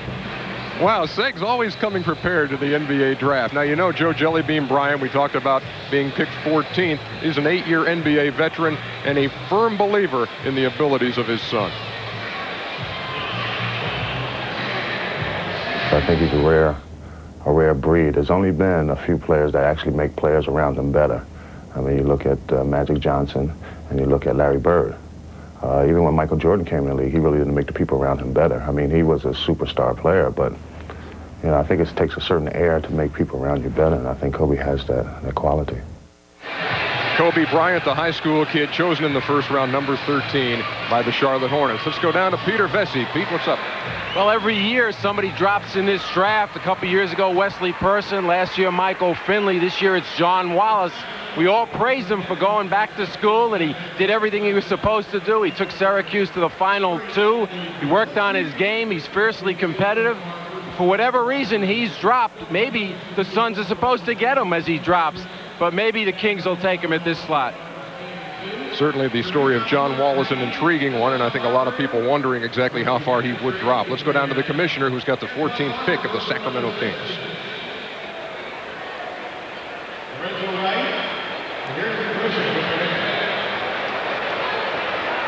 With the 14th pick in the 1996 NBA Draft, the Sacramento Kings select Predrag Stojakovic from PAOK in Greece. If he looks young, he is. He's 19 years old, just turned 19, and playing some ball in Greece. Hubie, your thoughts on the talents of Predrag Stojakovic? Well, it's interesting because in Chicago when he came in to work out, there are not a lot of people like his talent. They feel he's a small forward at that size. He's an offensive player. He played in Yugoslavia before he became a citizen in Greece. He has played there, and guys, you have to look at Sacramento this way. Billy Owens has an injury which they have to cover themselves for. Lionel Simmons still at that small forward position also. Kevin Gamble is a free agent. So that's what they're doing right here. But it is interesting that they would go with this pick over John Wallace. I'm a little surprised at that. But, you know, you can't take away. John Wallace is going to be the 17th, 18th pick last year. He'll probably be a little bit early, and he still has the memories of a Final Four. So it'll hopefully all work out for John Wallace. This guy also, Stojakovic, coming back from a broken leg, Hubie, in August of 1995 and missed 3 months, came back his first game and scored 24. I guess no ill effects from that. Now, the thing, see, Sacramento has liked him from the get-go. Sacramento, they were looking at Kobe Bryant. They were looking for Wright. And then he was going to be their third pick. And as the people go off the board, they were sold on this guy right from the get-go. The other thing we have to understand when you look at this type pick, Greece now has taken over for Italy and Spain as the #1 place to play professional basketball. The only other weakness I guess we could see there is the way he wore the hat. Maybe Dale Earnhardt needs to get a hold of that thing. Frank Sager's down there. Well, first of all, you played with Red Star of Belgrade. You played with PAOK of Greece. Now a chance to go with the Kings in the NBA. How do you compare the leagues? Yeah, I'm so happy that I'm here. This was my dream to play in NBA, and I'm so glad to have played against top-level competition here in NBA. What about the dream of playing in the NBA? When did you first say, hey, I want to go to America? I did a good season in my team in PAOK in Greece, and I decided to go in the NBA this year. You like Sacramento? Yeah, I like. I'm very happy to choose the Sacramento Kings. It was a great team. With the 15th pick in the 1996 NBA Draft, the Phoenix Suns select Steve Nash from the University of Santa Clara. Steve Nash, the first Bronco to go in the first round. Since when, you ask? 1969, Bud Ogden to Philadelphia. You remember that, Hubie? I sure do. As a matter of fact, one of my dearest friends, Carl Williams, was an assistant coach back then, and then became the head coach, now the athletic director. I know the Broncos are very happy. This young man, they recruited him from Victoria, Canada. He plays on the Canadian national team. Just an outstanding young man. Now you say, why Phoenix? Well, Phoenix must protect themselves. Kevin Johnson has already given the news that he's going to retire after 1 more year. They also have involved before this draft in some potential trades using Elliot Perry as a throw-in with a certain guy by the initial CB. Now, who knows whether that is going to happen. So what you're seeing here is Phoenix protecting themselves. This is an organization that did a magnificent job over the last 2 years getting Person and Finley, and people kind of forget Chris Carr, Mario Bennett, and Coker. And they're doing this organization over, and this is a good start at the point guard position. Kevin Johnson has been a little injury prone. As you said, you may trade Perry. This is a young man that can grow with Finley and become and form a good nucleus for this Phoenix Sun basketball team. Rick Majerus, the head coach at Utah, calls him the poor man's John Stockton, and he's got some definite skills. In fact, among the skills, not just dishing the ball off, the guy's a tremendous free throw shooter, nearly 90%. And at the Desert Classic, his coach there was K.C. Jones, called him a natural leader. Well, he has excellent vision, Ernie. He sees the floor, he can make the play, and then he has three-point range. Steve Nash going to the Phoenix Suns, and we go to Craig. You know, Steve, normally I know you're happy. Normally we don't like to compare players to those currently in the NBA, but with you, the comparisons don't stop. I must ask for the comparison between you and Kurt Rambis, the other Santa Clara pro. Well, we're similar in size, I think. You know, honestly, it's just exciting for me to be here. I think that Santa Clara hasn't had a pro since Rambis, and it's exciting for the school. And I want to thank Santa Clara, St. Michael's High School, Arbutus Junior High, all my coaches, my family, and my friends. They've done a lot for me along the way, and I couldn't have done it without any of them. Marty Blake, the NBA's director of scouting, always talks about the importance of playing in these postseason camps. What was your mentality? What were your thoughts going into Phoenix and the Desert Classic when you performed so well? Well, there's a lot of pressure there because you never know where you're going to go, and I think people are always speculating this and that. And, you know, I just went out there with a positive attitude and try to control things that I could control and not worry about the extracurricular stuff. So I was really pleased with my performance in Phoenix, and it definitely helped me. Congratulations. Cotton picked his man. Let's go back to the set. All right, thank you, Segs. Steve Nash goes to the Phoenix Suns. You know, he's from Victoria, British Columbia. For a time was known as Victoria's Secret. A secret no longer, as he's taken in the first round by the Phoenix Suns. Let us check in now with Scott Hastings, our Pacific Division correspondent, standing by with, she's like, I used to work with us, Danny Ainge. My gosh. I never got to wear the makeup like he got to make, though. I borrowed it from his wife. Hey, the good thing, you guys got a new hockey team down here, so you get a Canadian down here so we can watch hockey. Well, Steve is a big hockey fan from Canada, so we got the Coyotes down here now. He's looking forward to that. Now what decide on Steve Nash? A lot of people say John Wallace is around there. Do you need some depth in your big man position? But as Hubie just mentioned, Kevin Johnson may retire in a year. Well, we got a lot of frontline players, Scott, and this was a draft out of need. We have Kevin Johnson retiring after a year, and we don't have a first-round pick next year. We also think Steve's a terrific player. We really like the way he enters the ball in the post. We like the way he runs the floor. We like the way he can shoot, and we're very excited to have him. Now, what we got you, you played against Charles Barkley. You're now going to coach Charles Barkley. What are you going to do with Charles Barkley? Charles is going to do whatever he wants to do, just like he always has. I'm not going to make any difference there. The Phoenix Suns draft Steve Nash. Forget Stockton. How about the new Danny Ainge in the NBA? Hey, while you got Danny there for a second, and Danny, I mean, what's the definitive word on Charlie getting traded? I don't know. There's been a lot of discussions, Ernie, lately, but nothing is imminent right now. It could go on forever, and we could have Charles back, which would be great. Danny, thank you for joining us. Scotty, we'll talk to you in a few minutes. The Phoenix Suns taking Steve Nash in the first round with a 15th pick. The number 16 pick belongs to the Charlotte Hornets, who were just up a couple of picks ago at number 13 when they took Kobe Bryant. Let's go to the commissioner for Charlotte's next pick.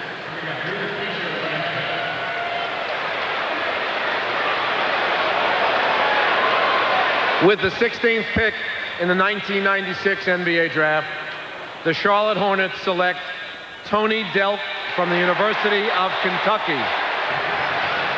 Tony is not here.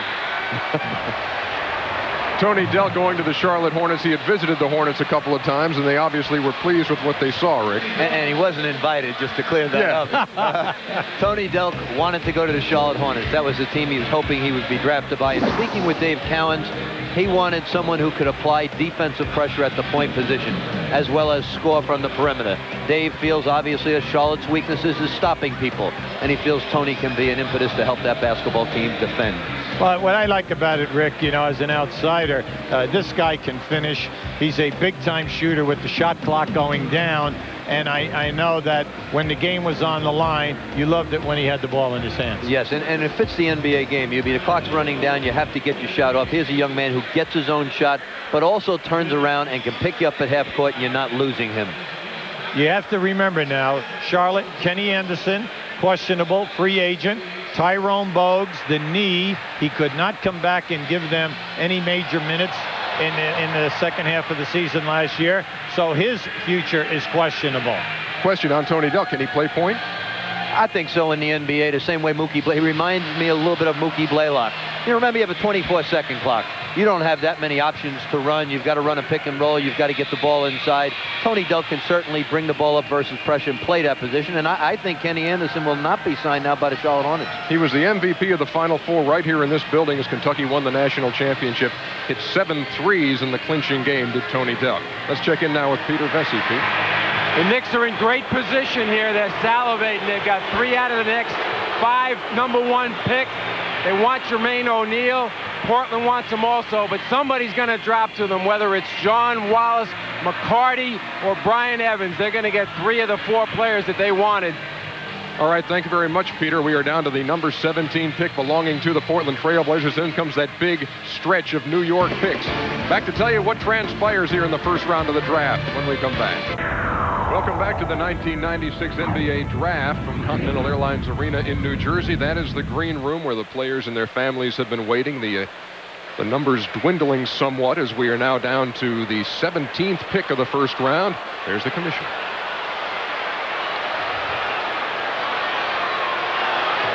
With the 17th pick in the 1996 NBA Draft, the Portland Trail Blazers select Jermaine O'Neal from Eau Claire High School in South Carolina.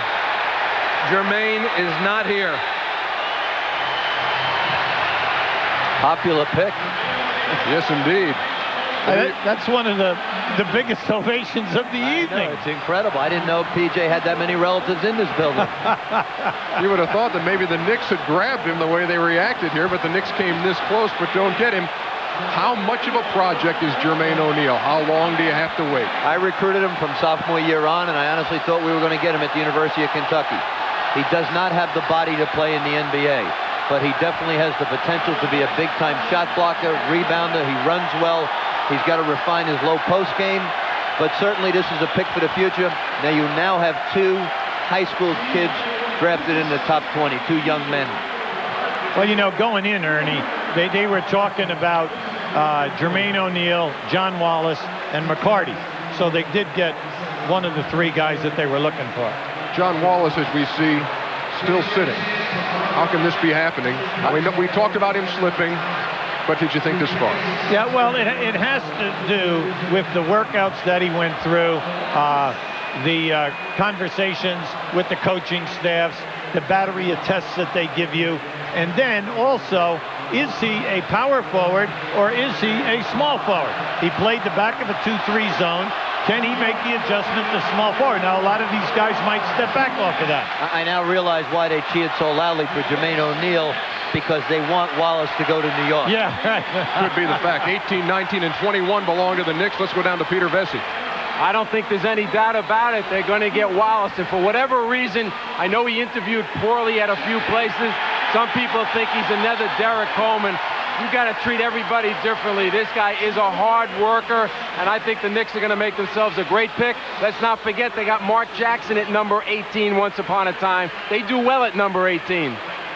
All right, Peter, let's go back now and talk about Jermaine O'Neal for one more second, as he is picked by the Portland Trail Blazers at 6'11 and 216. The player of the year in South Carolina. And Hubie, your thoughts on Jermaine O'Neal? No, I think it's a very good pick for them.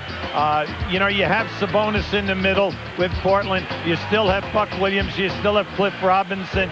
You know, you have a cast of guys out there, plus Harvey Grant. You have an awful lot of people up front. So you can gamble on a talent like this and just say, you know what, we don't need him to play here for the next couple of years. And definitely it changes my summer recruiting plans now that two high school kids have been drafted in the top 20. He played in a Hoop Summit game against international players under 22 years of age and scored 21 points, 10 rebounds, and had 7 blocks in a game. So Jermaine O'Neal certainly has the tools, and he is on his way to the Portland Trail Blazers. This place is rocking right now because the New York Knicks have 3 of the next 4 picks coming up. And again, John Wallace enters into the equation. Where else do they go? Ernie, I think you have to remember that they wanted Wallace, McCarty, Dante Jones, and then also any one of the 3 big European players. So the Knicks could not have picked this any better than the way it's falling into their lap. And obviously the Syracuse contingent is here wanting Wallace to go to the New York Knickerbockers. And if the Knicks get John Wallace, they get a 4-year player. And it was not bad that John sat out the extra year because he enhanced his game. Right around the same draft pick, the Knicks are very lucky if they pick up John Wallace here, or Walter McCarty or Dante Jones for that matter. The New York Knicks holding all the cards right now with 3 of the next 4 picks. And when you look at this team, there are also questions. I guess Jeff Van Gundy is your new man, but the small forwards who are remaining out there, and you see Wallace and Jerome Williams of Georgetown, who's a pretty good ball player. And boy, they are chanting here, and they want to hear who the Knicks pick is. And Commissioner David Stern about to make his way to the podium. There's a big John Wallace fan, ready to hear the name called if indeed it is. Here comes the commish.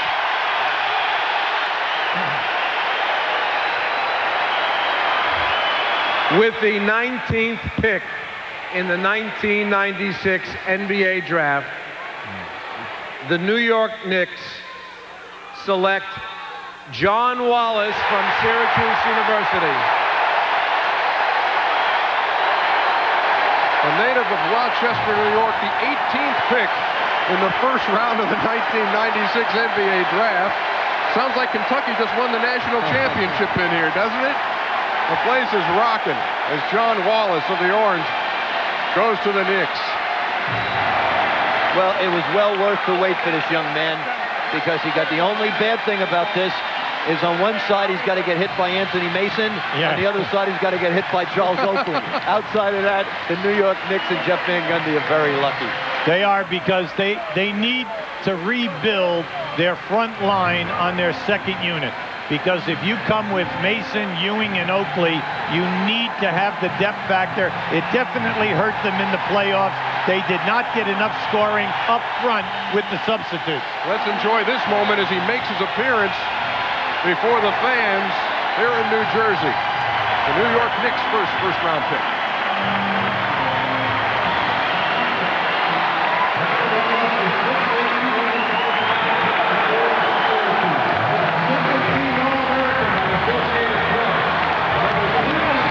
There's his mom, Vanessa. Saw Cheryl Miller's report last night in our draft preview about what Vanessa has meant to that family. And what a great night this is for John Wallace and his family as he's selected by the New York Knicks. Had to wait a while, had to sweat a little bit, but the Knicks have him with the 18th pick of the first round. Hubie? Well, the main thing here is you're getting a guy that can score facing the basket, and any time that you have a Patrick Ewing who's posting up as much as he does, and then the fact that you run Mason inside on quite a bit, you need people who can play frontline positions, who can make the jump shot facing the basket, and I think that's one of his key areas. You know, you improve at a rapid pace in the NBA when you go against daily competition. And this young man's going to get great competition, great coaching. And this was wonderful for John Wallace as well as wonderful for the New York Knicks to get a player at this caliber this late. Much was made of the fact that John Wallace returned to school for his senior year, despite the fact he was thinking about coming out last year.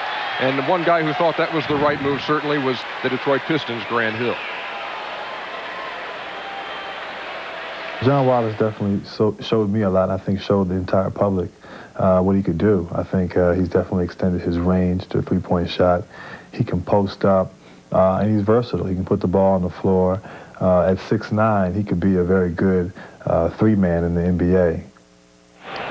Well, first of all, we said you could go anywhere in the top 15. You dropped to 18, but I haven't seen the Knicks fans this happy since the foul was called on Scottie Pippen against Hubert Davis.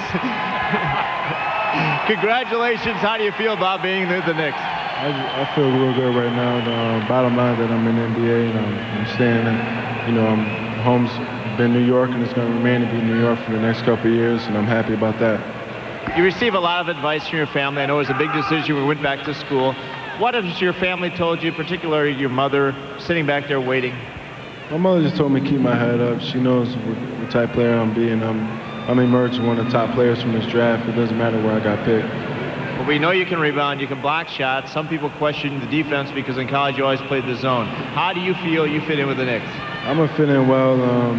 All the players up there, Mason, Ewing, and Harper and all them, and Coach Van Gundy. I'm just looking forward to getting up there. Lifelong Knick fan, stays in New York. Congratulations. Let's go back to Ernie. Thanks, Seggs, and one of the many college players who chuckles when the term defense is brought up. But John Wallace going to the Knicks, and they're still up. Back to tell you who they take at 19 after this. Sixth NBA draft, the first player taken. The Knicks, Cazzie Russell.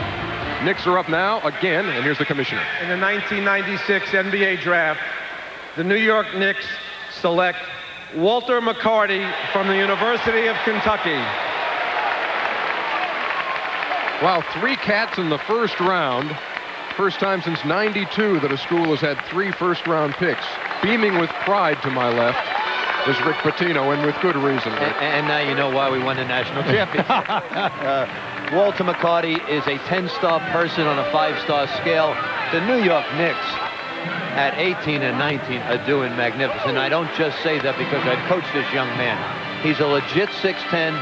He gives them what they need from the perimeter. He can knock down the three-point shot, the mid-range shot, his low post game. I always used to say when he got hit and went to the ground, I said, look, God forbid someday you get hit by Ewing, Mason, or Oakley. He's now going to find out. He'll never forgive me for making that statement.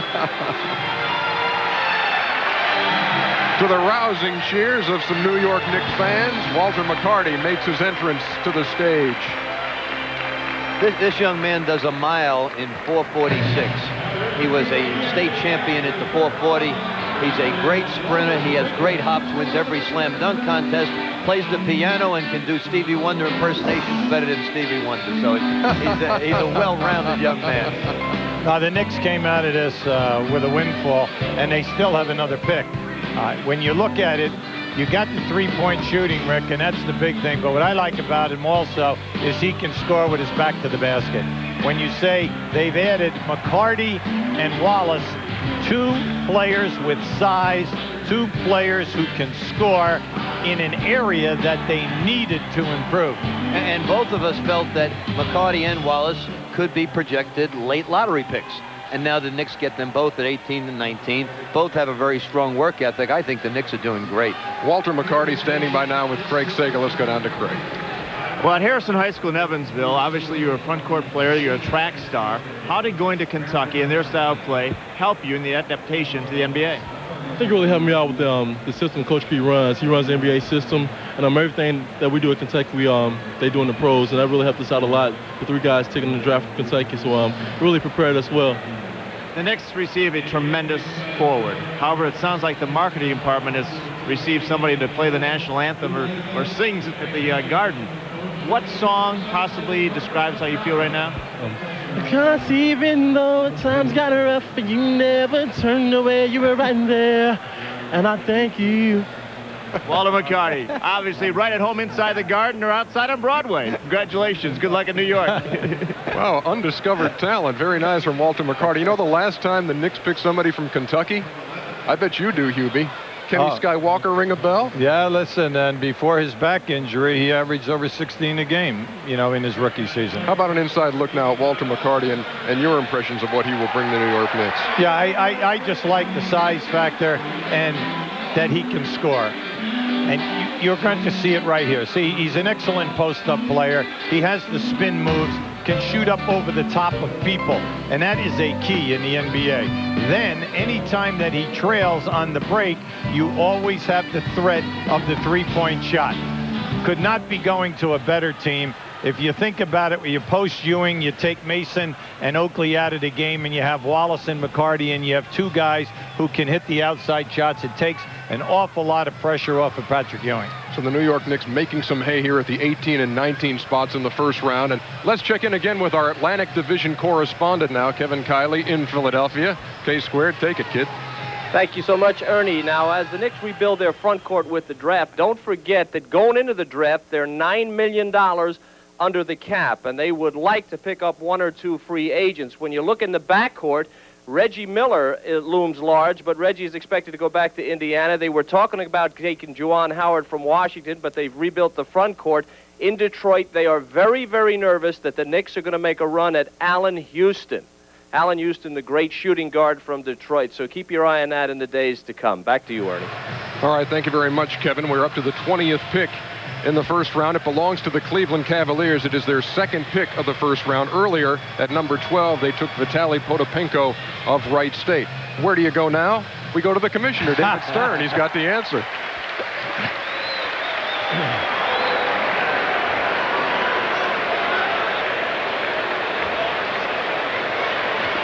With the 20th pick in the 1996 NBA draft, the Cleveland Cavaliers select Zydrunas Ilgauskas from Lithuania. Well, with those two picks, the Cleveland Cavaliers definitely lead the league in first-round syllables. Zydrunas Ilgauskas of Lithuania. Vitaly Potapenko was already taken with the 12th pick in the first round, as Cleveland tries to get bigger, and they're doing exactly that, Hubie. And it's good because they're big, they're strong, they're young, This guy can score. He's been out with an injury for a couple of seasons, but he came back. He helped his team win the Lithuanian championship for the 3rd straight season. He'll be on their Olympic team, so you know that he's going to get a great experience over the summer. And they needed it in Cleveland, and once again, they got lucky.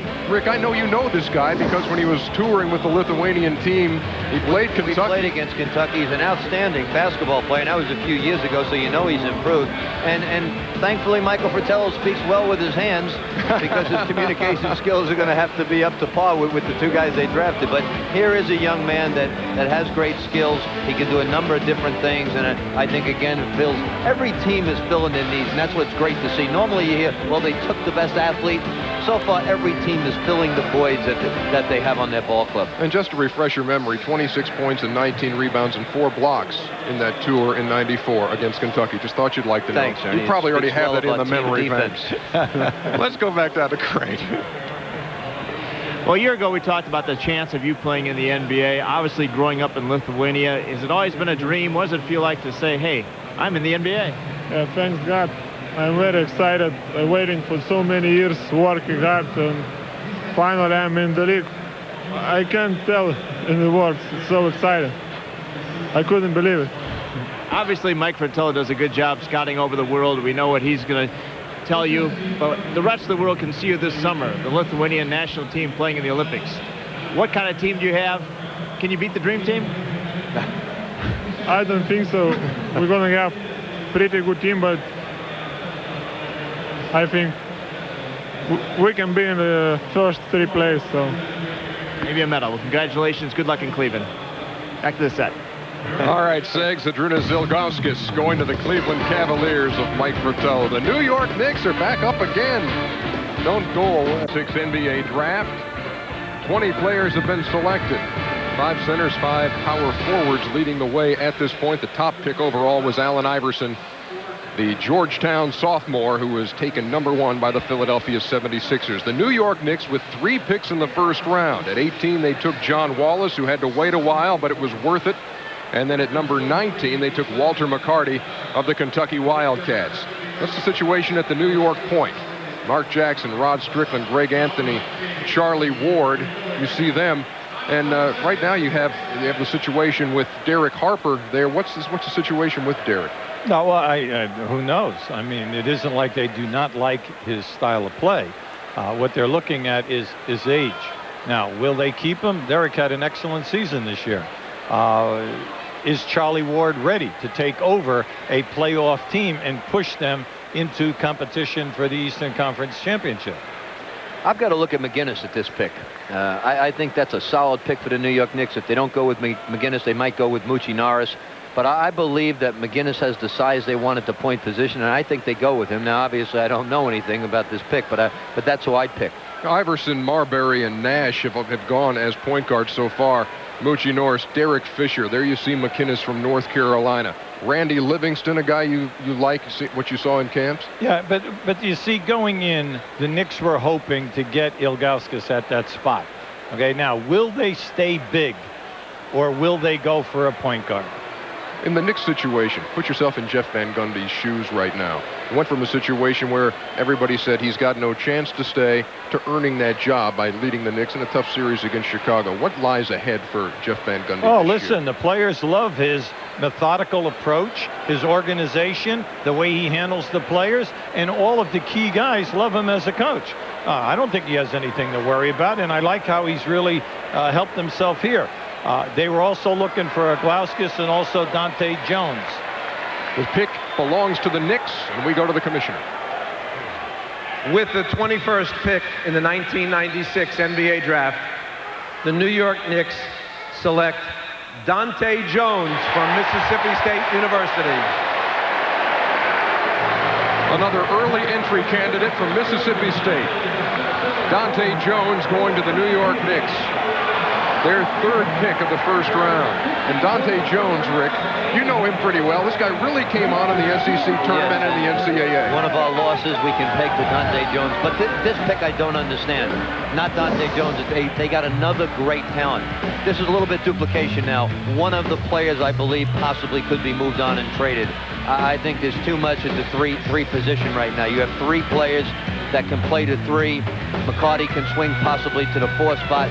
So I don't know here. Maybe a trade is brewing and it's in the works.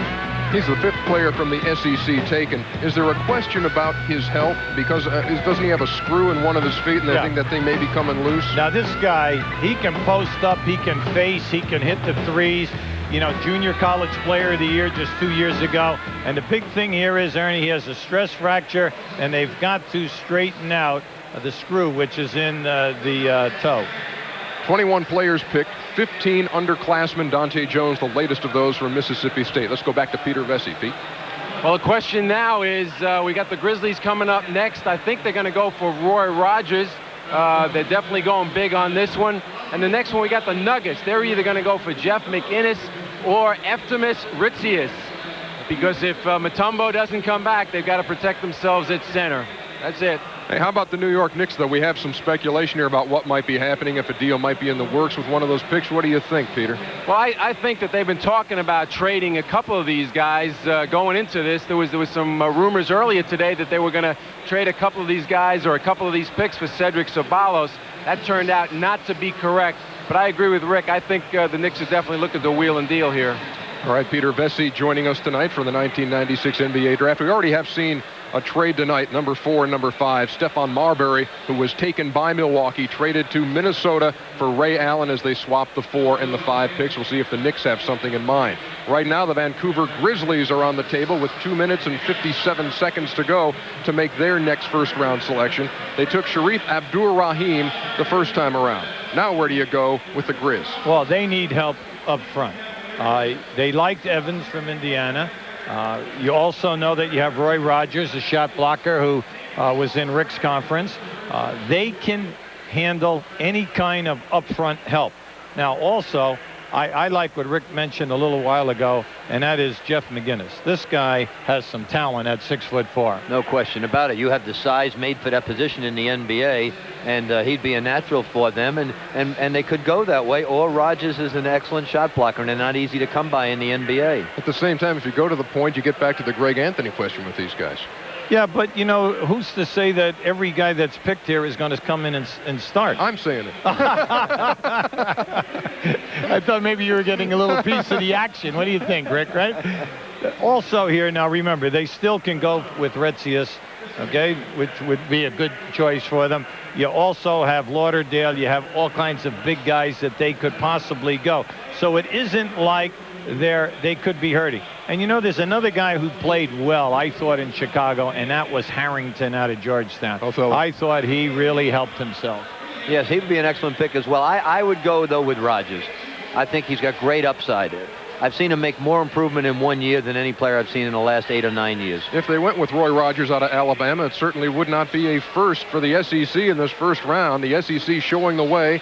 3 Kentucky Wildcats among the 5 who have been selected from the SEC. The Big East with 4, including the top pick in the draft, Allen Iverson of Georgetown. The ACC with a couple, and you see the rest of the list there as we count the clock down to about a minute left for the Vancouver Grizzlies and their first pick here. Surprised that we haven't seen some people go at this point. We had to wait for John Wallace. Who are you surprised to see has not gone yet, if anybody? Well, Retzius, because I think that everyone felt, you know, he's a young player with great talent.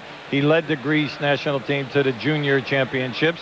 So he has come down. Now, there's also a little question mark about his contract. I mean, that's the only guy to me that Well, also, I think somebody's going to get themselves a great basketball player in this young man Williams from Georgetown. Jerome Williams. He's still available, and he doesn't necessarily have the offensive tools, but you're going to get someone that's really going to help your ball club. Speaking as coaches, as NBA coaches, when a kid comes in, what's the first thing you got to teach him? To play under duress. See, over here you have high school basketball and college basketball, and over here you have a game played at the top of the box, which is at 11 feet. Let us go back to the podium. Let's go to the next pick in the draft belonging to the Grizz, and here's Commissioner David Stern. With the 22nd pick in the 1996 NBA draft, the Vancouver Grizzlies select Roy Rogers from the University of Alabama. I'm like you, Rick. I like this pick because they needed help at small forward and big forward. They needed guys who could rebound and shot block. They just got 2 of them, in Raheem and now in Rogers. And when you think that this guy in one game blocked 14 shots, I don't care who he's playing against, he got 14 blocks. You turn around and you teach every good offensive low post player before he makes a move, locate the defense. When you play against this guy, you locate Roy Rogers. All you try to do is get him away from you. He's that good a shot blocker. Well, how do you feel about the fact that they question his knees? Well, I never noticed the problem, and if you look at Alabama's program, they all show better when they get to the NBA level. And here's a young man that I think from a shot blocking standpoint, from an offensive skill standpoint, he's made great improvements in 1 year. He's now shooting the 15-foot face-up jump shot. He has pretty good turnaround jump shots in the low post. And also for you basketball purists who say, whatever happened to the hook shot? This guy, Roy Rogers, will shoot it. Well, I think what you also have to like, this guy is really a very solid young man. He has a degree in marketing. He's also working right now on his master's in finance. So we know that, yeah, sure he's got the shot blocking ability, athletic talent, but he also has a fine head on his shoulders. 156 blocks as a senior. Those 14 came against the University of Georgia and broke the mark that Shaquille O'Neal had held of 12 in one game. And a long line of Alabama big men, Hubie and Rick, who can play this game and have made their way into the NBA. Isn't it interesting how very few of these Alabama guys are at the top of the list at the beginning of the year, but when we get to draft time, everyone is interested in these guys. And then they show welcome NBA Yes, time, do. and this young man has great upside. He's got a much improved offensive game, as you can see from that turnaround jump shot. So Vancouver pulls the trigger on Roy Rogers. Here's Craig Sager. Well, as they mentioned on the set, it's Roll Tide once again. You sat there watching TV last year. Antonio McDyess, Jason Caffey going to the first round. Now it's your turn. When did you think you'd be sitting here? Well, to be honest, Craig, I never thought I'd have this opportunity. You know, my dream was to go to college and just get my degree. I fulfilled that dream last year by graduating with a degree in marketing. So I worked hard, extremely hard in the weight room. Coach Terry Jones, I carried it over onto the court. You know, David Hobbs has done a great job with me this season. You know, I just have to say congrats. Just thank you to all my people back at the University of Alabama for working so hard with me, all the fans for their support. You know, it was tremendously hard on me waiting back in the green room, but I'm just glad to be selected here in the draft. Rick Pitino said he hasn't seen a player grow as much in 1 year as you have, probably in the last decade. I know Roy Sr., Nadine are very proud parents. You're an NBA draft pick. You have 2 degrees. The question they always ask at graduation, where do you hope to be 5 to 10 years from now? 5 to 10 years from now, Craig, hopefully I will be in the front office of an NBA team. I hope, you know, if my career is over in 12 years, I want to be around the game. I don't want to coach because coaching has too short of a lifespan. So hopefully I can be in the front office making the decisions about who I'm going to hire and fire. Oh, you're right, Hubie. This guy's got his act together. Let's go back to the set. He does have his act together. Let's take an inside look at Roy Rogers, Hubie, and what you like about his game. Yeah, I think Rick brought out a great point, and that is that every team that played against Alabama, you are constantly worrying, where is this guy from the defensive standpoint? And you're going to see now here, you think you got a shot. He can come down from the top, not only block the shot, keep the ball in play, and ignite the fast break. And you could just see with this young guy, I mean, you're talking 2 quality people in Raheem and in Rogers. Really, Vancouver and the Knicks right now, when you look at it with this pick this late in the draft and just listening to him articulate his feelings about basketball and what takes place outside of the lines, they've got themselves a young man who's probably going to play hard for 82 games. You got that right. Vancouver with a couple of picks, and they've done well. So have the Cleveland Cavaliers, and Mike Fratello is standing by with our Cheryl Miller at Gund Arena, the Czar and the divine Miss M. Take it away. Well, thanks a lot, Ernie. Well, Coach, it looks like you have an international flavor with their 2 picks, Ilgauskas and Potapinko. What was the motivation behind going with 2 big men? Cheryl, on our board of needs going into this draft, the first 2 things up there were size and toughness that we wanted to add to this team. And I think it's obvious that we've added size, one player being 7'3" and the other weighing in at 277 pounds. And Potapinko is one tough hombre, so I think we've got a little bit of both in there. You ready to pronounce those names and get it straight this time? We'll have to give him short nicknames, obviously. All right, Coach, congratulations with your 2 picks. Let's go back to you, Ernie. All right, thank you, Cheryl. Thank you, Mike. Let's go to the podium. The next pick belongs to the Denver Nuggets. Here's the commissioner.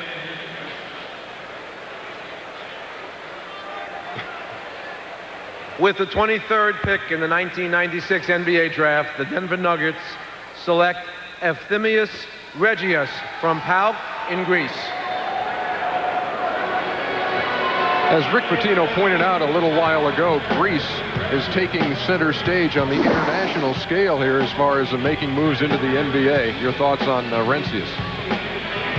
Well, I think this is a great pick for them. Obviously, that Michael has done his homework, and you have to go there and do your homework. He sat out last year, and you know, this is something that I think that you look at. The Nuggets are going to get themselves a fine basketball player here. Michael got 2, and now the Denver Nuggets get 1. So they've all done their homework with the foreign players. Well, he's only 20 years of age. He's 250 pounds. He runs well, good scorer, and in the junior world championships led his team to the championship. And the thing that you like is you're trying to protect yourself. Sure, he's not going to be a starter, but you're worrying about, can you keep Alonzo Mourning at that position, who's a free agent? And then, you know, it's going to be interesting. Dikembe Mutombo. I'm sorry, Dikembe Mutombo.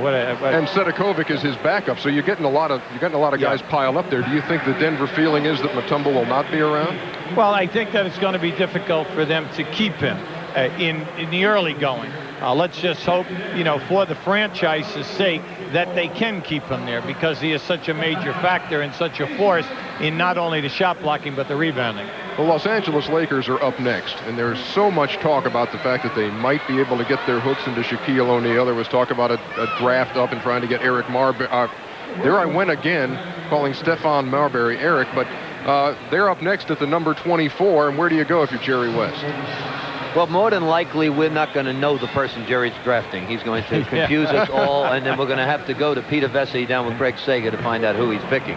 But I think he's not. He's going to go with somebody big, obviously, because if he does go after Shaq, trades Vlade Divac, he's going to need somebody to back him up. And you know, you have Travis Knight still out there, so you know, he may go with him. You know, we've had one trade tonight, and that has been the Stephon Marbury and Ray Allen. And let's go to them now, standing by with Craig Sager. Craig? Well, here 1 minute, traded the next. That's life in the NBA. I guess you find out in a heck of a hurry, Stephon. You had the one hat on. You've been traded to Minnesota. But I know deep down you're awfully happy. You get to play with Kevin Garnett. Have you talked to anybody on the phone to pick where the trade were now? Yeah, I just now spoke to him. I mean, he was just as happy as I was. He was screaming. You know, I mean, I'm really happy. I can't say too much about it. I'm getting to play with my friend. We're getting to play where I wanted to play, and I'm going to be surrounded around a great bunch of people as far as the staff. When the trade was announced, did your mom start crying all over again? No, she didn't. She's just like shocked. You know, now that I'm playing with Kevin and knowing that she knows Kevin, you know, she feels even better. Congratulations.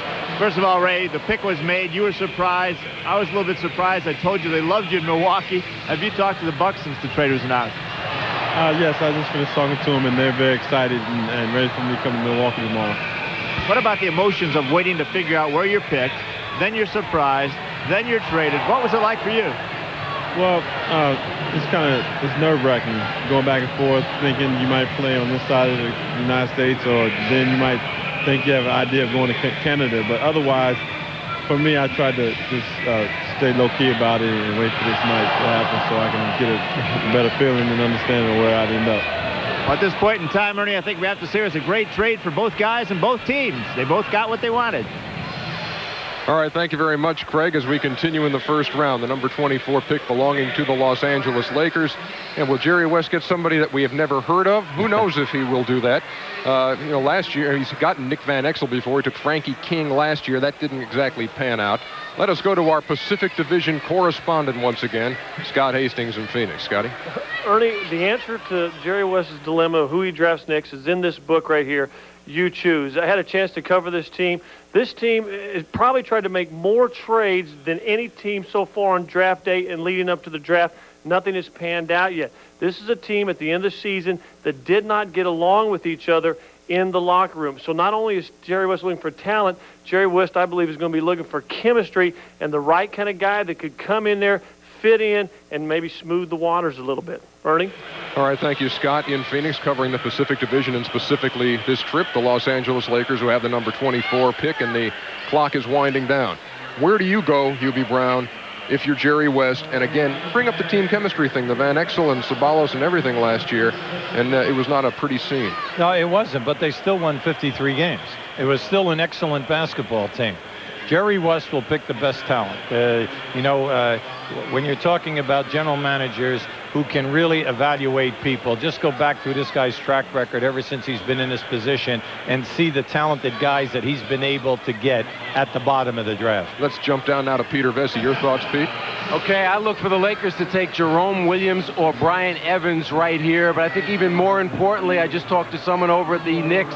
They definitely did not take those three guys to trade them. They're keeping all three. They think it's added scoring, versatility, athleticism, everything that they need. Plus, they've got $9.4 million left on their cap to spend on free agents this summer. All right, so the Los Angeles Lakers are up. Let's see what direction they go. Here's the commissioner. With the 24th pick in the 1996 NBA draft, the Los Angeles Lakers select Derek Fisher from the University of Arkansas at Little Rock. Now, you see, once again, now everyone is sitting here saying, now, who is this kid? This guy did a great job in Chicago. All right, we're talking about a guy who can make the plays. He's left-handed. He gets down inside. He has excellent decision maker. You can see right now he's only 6'1.5", but look at the size, 200 pounds.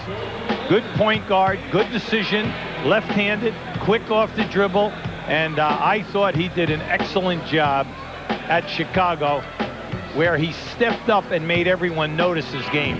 And you knew it was going to be an Arkansas Little Rock type basketball player last year, Western Carolina. You knew Jerry was going to do this to us.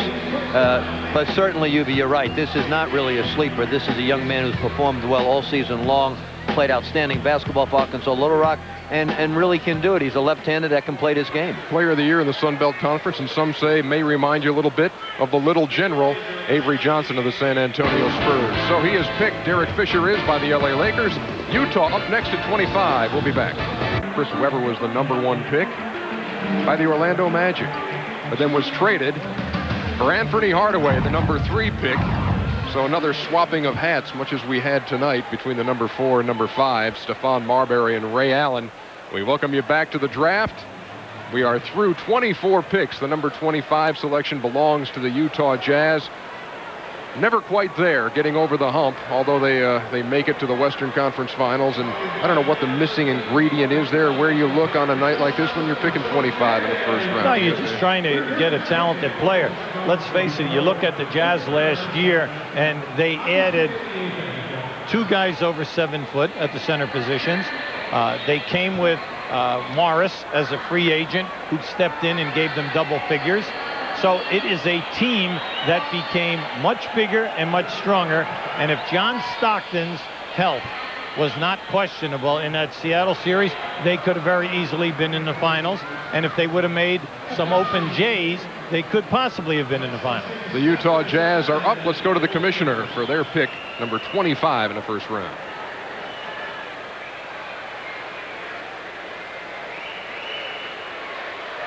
With the 25th pick in the 1996 NBA draft, the Utah Jazz, in this most international of leagues, select Martin Mursep from Kalev Tallinn, Estonia. You know, with an intro like that, you knew something was up when the commissioner said in this most international of drafts. And Martin Mursep from Estonia, 6'9", 238. That's all I know. Do you guys know more on him? This would be a perfect time after the commercial to go right to Peter Vesey to find out the inside. the Martin Mursep story with Peter Vesey. Next, as the NBA draft continues here from Continental Airlines Arena. Thanks for being here tonight, folks. We'll be right back. Now the head coach of the Detroit Pistons. And they are up next as the fanfare continues here at Continental Airlines Arena. We have much more now on Martin Mursep. He's 6'9", 238. We joke because there are not volumes and volumes written about this guy. But I tell you what, if you were at breakfast this morning and you saw Hubie Brown walking around in his George Murison t-shirt, you understand what the draft is all about. This is a land of opportunity, and you remember guys laughing about George Murison from Romania saying, I love this game, and what a player he's turned out to be. He is a definite force in this league. He anchors that young Washington team. When you think of the improvement that he has made through hard work, great attitude, very coachable, you know, that's what this is all about. And now you can't get this guy. I mean, when you just think 2 years ago, everybody was saying, oh my gosh, he can't change ends, he can't do this. Well, he's just proven everyone wrong, because it's difficult to get into that painted area when you play the Washington Wizards. So perhaps Utah still has a shot of at Martin Mursett being another George Murison. There is Jerome Williams of Georgetown, a talent who remains in the green room waiting, and we are at the Detroit portion of the telecast. Doug Collins, what's he looking for, Hubie? Well, you have to look at it this way. Otis Thorpe, a free agent. His starting center, Don Reed, a free agent. The backups, Eric Lechner, Lou Rowe, all free agents. These are front court people. You could possibly lose 4 guys. Jerome Williams is the type of guy that he's looking for. 6'9", runner, defender, excellent rebounder, good defense, can finish on the break, limited offensive game, but they got that plus 18 this year because of players like this. Doug Collins and the Detroit Pistons with the 26th pick in the first round. Let's go to Commissioner David Stern.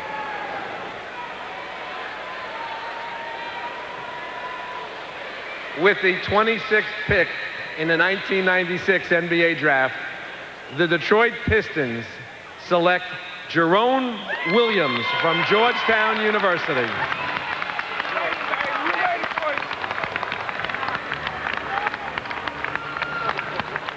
Just the words he was waiting to hear to get out of that green room and get out here in the arena. Well, Detroit had a big decision there. You have Jerome Williams, you had Othello Harrington, both the same type of game, power forward, small forward. They also could have gone big for a center, but then again, not an athletic center. The type of guy that the type of style of play that they're trying to play with their front court people. Everyone loves this guy.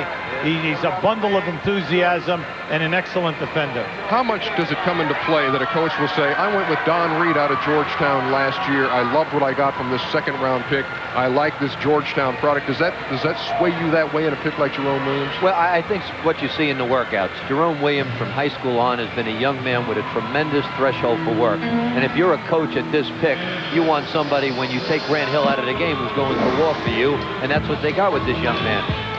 The MVP at the Desert Classic, one of the camps in Phoenix, by which scouts are able to judge talent, had 12 steals in that tournament, 4th in the Big East in rebounding with nearly 9 a game, and he finds a way to score, Hubie. Yeah, I like his game. He's a slasher. And the big thing is when you're picking down at this spot, you're trying to find athletic guys who can come in, defend for you, and possibly play 2 positions. And then in the transition game, because they like to take their defense, and if you go back and look at Detroit this year, they were one of the top defensive teams that we had in the NBA. And I know that's what Doug is doing. Good, young, talented guys who can give you 2 positions and lead with the defense. Let's go to the inside look now on Jerome Williams of Georgetown and what he brings to the table for Doug Collins' guys, the versatility. And Jerome Williams, according to Hubie Brown, folks. Well, you can just see right now, first of all, he winks. He does a good job when he's winking. And now just watch him come up over the top of 3 people in order to keep a ball alive. Now, once he gets, you know that he has the athletic quickness to kick and then fill a lane. And you're going to see at the other end, he will get the ball back and then finish in the painted area. And this is the type of Dennis Rodman type athlete that you love with the offensive glass. This is a young man that's very versatile running the floor, and he's someone who can pound the offensive backboard. And you take Grant Hill, who's not going to rest too much, and you give him quality minutes. We saw a sign in the arena a little while ago. Jerome is in the house. He is indeed, and he's with Greg Sickles. Well, at Georgetown, Allen Iverson grabbed the headlines. You grabbed all the rebounds. How has your confidence risen since the season ended? Well, after the Desert Classic, my confidence rose a bit. Getting the MVP out there, I just, look to work hard and play basketball. I got to thank God, thank my parents for giving me the opportunity, Georgetown University for giving me the opportunity to play at their school. I'm just very happy to be in the situation I'm in right now. I talked to you in the green room earlier tonight. You said you went to 11 schools, but I didn't hear you mention Detroit. No, Detroit is one of the teams that they have such a great chemistry going right now. I got my good friend Grant Hill and Don Reed there. I can't be happier at this point. Just to be able to play with a up-and-coming star like Grant Hill and be in the nucleus of a up-and-coming or back to becoming a great organization in Detroit. New coach Doug Collins, I think it's going to be great. When I think of Georgetown, I think of a great work ethic. That's the same thing I think of when I think of Doug Collins and the Pistons, so it should be a good fit. Ernie? Thank you very much, Craig. Back with more on the NBA Draft from the Continental Airlines Arena in a minute. The 27th pick in the 1996 NBA Draft, the Orlando Magic select Brian Evans from Indiana University. This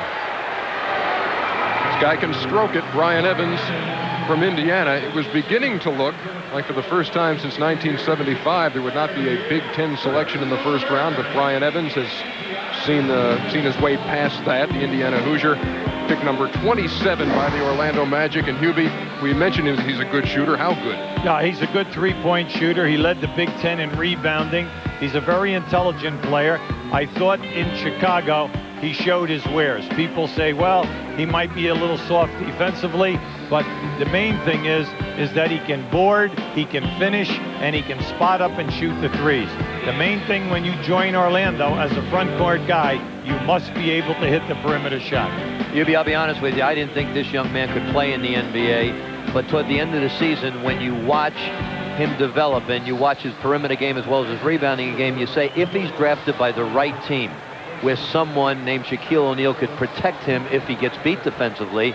And then this young man also, like Nick Anderson, stops all the double downs from occurring because of his great outside shooting. He's with the perfect team to make it. I was going to say, all Orlando needs is another guy who can fill it up from three-point range with Dennis Scott and Nick Anderson down there. He had 28 points against your bunch. Will he have some trouble getting his shot off, do you think, Hubie? Well, I think that comes down to the type of offenses that you run. You know that he's coming out of a system where everything is schooled, and you're really, you're getting your doctorate's degree in how to read screens and that, and I know he'll do that.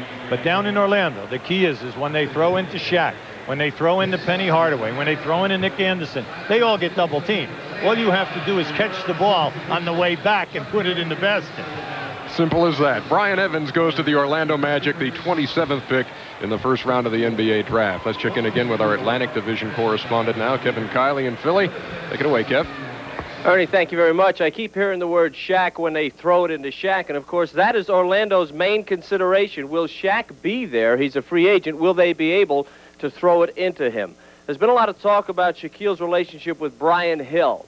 Well, according to the information I have, that is not a factor. What is a factor is there is some jealousy and some competition over endorsements between Shaquille O'Neal and Penny Hardaway, and that is one of the reasons that Shaquille is considering leaving. Also, their agents, the Poston brothers, represent Penny, and Leonard Armato represents Shaquille O'Neal. They do not like each other, so there is a developing situation in Orlando between the two superstars. Shaquille feels that Penny is more popular. Now, I was in Orlando, and I didn't see that during the playoffs, so that development still has to come about, and we'll see after the draft whether Shaquille stays in Orlando. Back to you, Ernie. Oh, a few nuggets to munch on there from Kevin Kiley in Philadelphia. Let's go down to the commissioner now. Atlanta has the 28th pick in a trade with Seattle.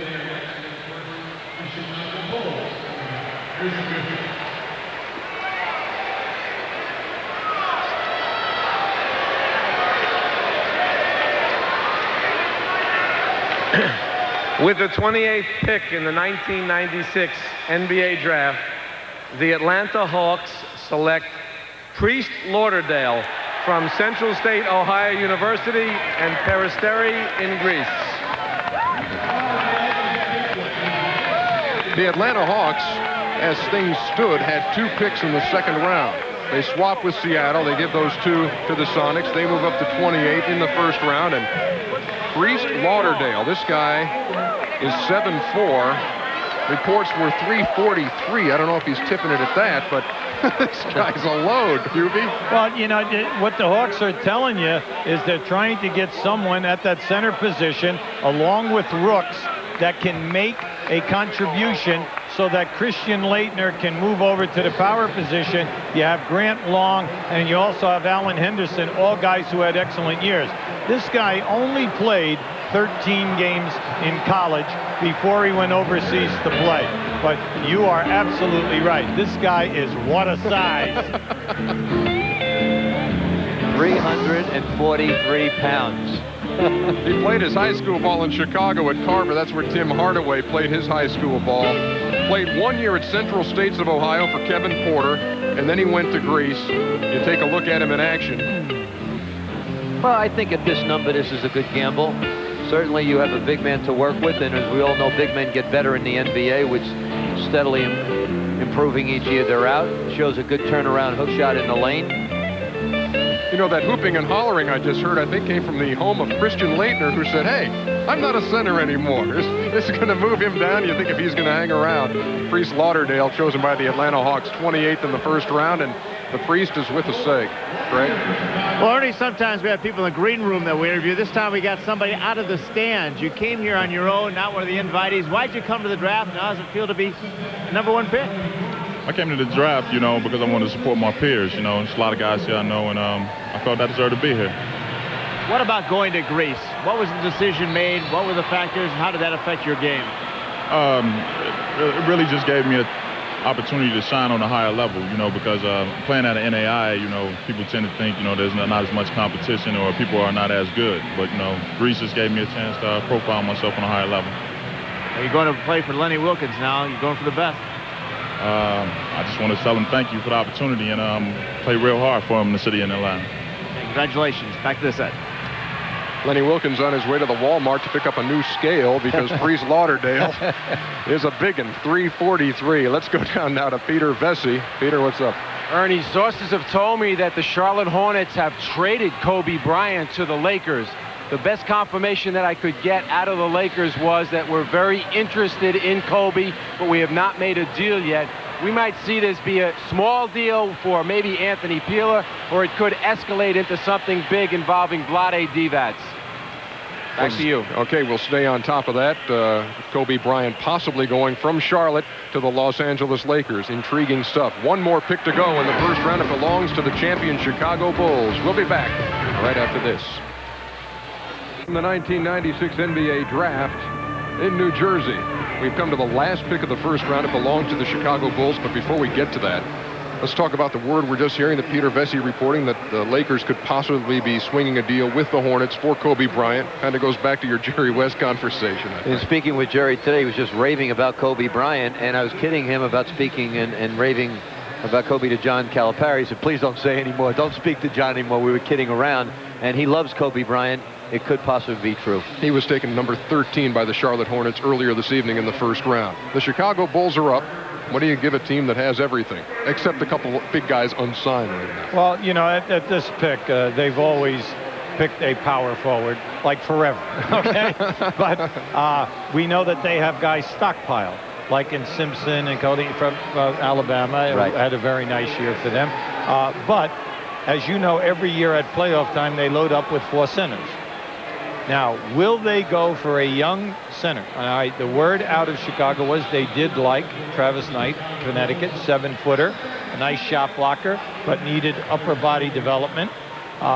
Would you draft a player like this and then send him over to Europe? Because it's not necessary for him to play here next year, because you still have Luke Longley, Bill Wennington, and then Sally and James Edwards. You know, you have a cast of guys. Or they could go the smart way with a low-interest loan from a bank. That might be the correct thing to choose. What's your gut? Go ahead. No, and I think you also can look at this and say, hey, there's some very interesting point guards still out here right now. What's up with Jeff McGinnis? Yeah, you have a McGinnis, and you also have a young fellow, Mookie Norris, who played extremely well in Chicago. He's from West Florida. It is the Chicago Bulls' turn to pick. David Stern.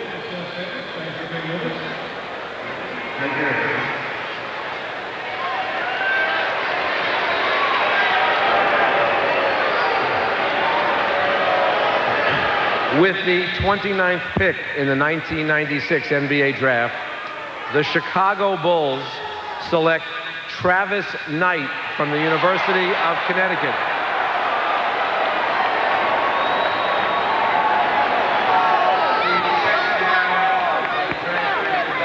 Travis Knight, 7 feet and 1/2 inch, 234 pounds from UConn. What does he bring you? Well, there's a happy young man right now going to the championship team, but, you know, he's got great physical presence inside. He's a little slow of foot, but he can do certain things very well, and I think that he's got good hands, a good passer. He's a pretty good rebounder. He's got a lot to learn, but I think this is a good team to learn with. See, when you say you have Longley and then Bill Wennington as a backup, Sally, Edwards, and Jack Haley are all free agents.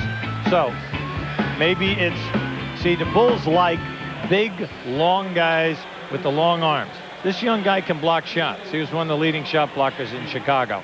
But I'm like what Rick says, he has to build the upper body. There's no doubt about that. He needs the weight room. Same has been said of me for many, many years. Let's go down as the first round is concluded to Peter Vecsey. Pete?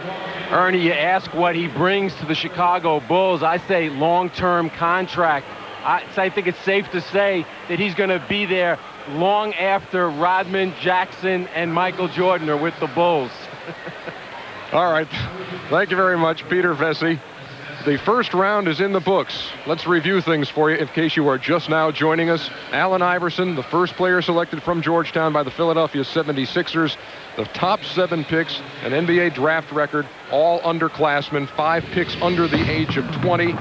3 Big East in the top 8. Kentucky, 3 players in the first round. Rick Pitino still smiling. We'll be back with the second round after this.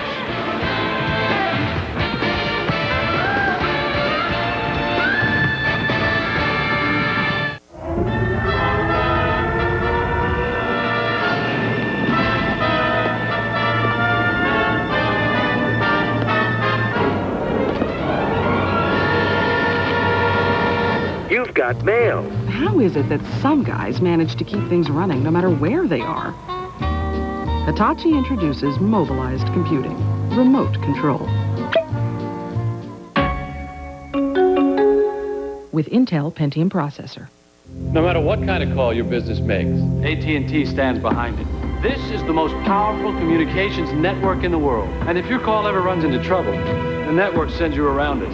Or if a cable gets cut, it won't affect you. No other network handles so much business, and no other network guarantees all of it. Only AT&T stands behind every kind of call your business makes. Where does your phone company stand? AT&T, for the life of... When you make the drive to Johnson Auto Plaza, it's the end of the runaround. Why drive from dealer to dealer when you can come straight to Johnson Auto Plaza and compare cars, trucks, and sport utility vehicles all at one location? Stop running around and drive straight to Johnson Auto Plaza in Brighton, just 20 minutes north of Denver. When you make the drive to Johnson Auto Plaza, it's the end of the runaround.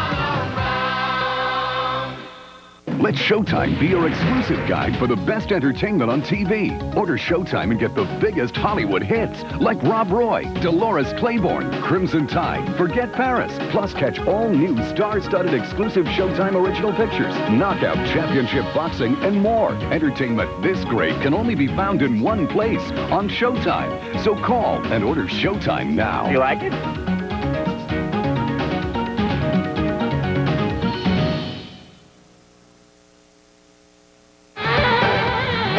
Thanks for joining us for the NBA Draft tonight, 1996 version from Continental Airlines Arena in New Jersey. We are through the first round. The second round begins now with 2 minutes between picks. The Houston Rockets will have the first pick in the second round. Let's go to our Midwest correspondent, Jim Durham in Dallas. JD? And you know what, Ernie? A Georgetown player was drafted #1 in the first round, and it looks like a Georgetown player will go #1 here in the second round as the Rockets are leaning toward Othello Harrington. They like his size. They like the fact that he can score facing the basket. And the Rockets, of course, have been about creating some money here under the cap. You know, they traded out of the first round And actually, they're sitting real good. They're going to get a player they wanted, and they get him to start the second round. And, of course, that money won't go against the cap come July 1. JD, is there still a lot of talk down Houston way about the chances of getting Charles Barkley in a Rocket uniform? Yeah, there is, Ernie, and I think, that plays into it. The Rockets are trying to get themselves into a position financially where they can make some moves in that direction with the Barkley, or perhaps getting into the free agent market also. Jim Durham, our man in the Midwest. Thanks, JD. Talk to you again in a little while. Let's go to the Commissioner, David Stern, who has the 30th pick in the NBA draft. And Rod Thorne now at the podium. That's over. They go to the bench for the second round. Here you go, Rod.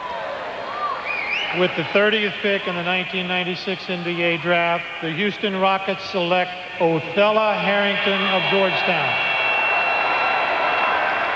I like the pick because this young guy came out in Chicago and played his heart out, averaged double figures, which very few guys did in that camp, averaged right around 6 rebounds. He's a good shot blocker.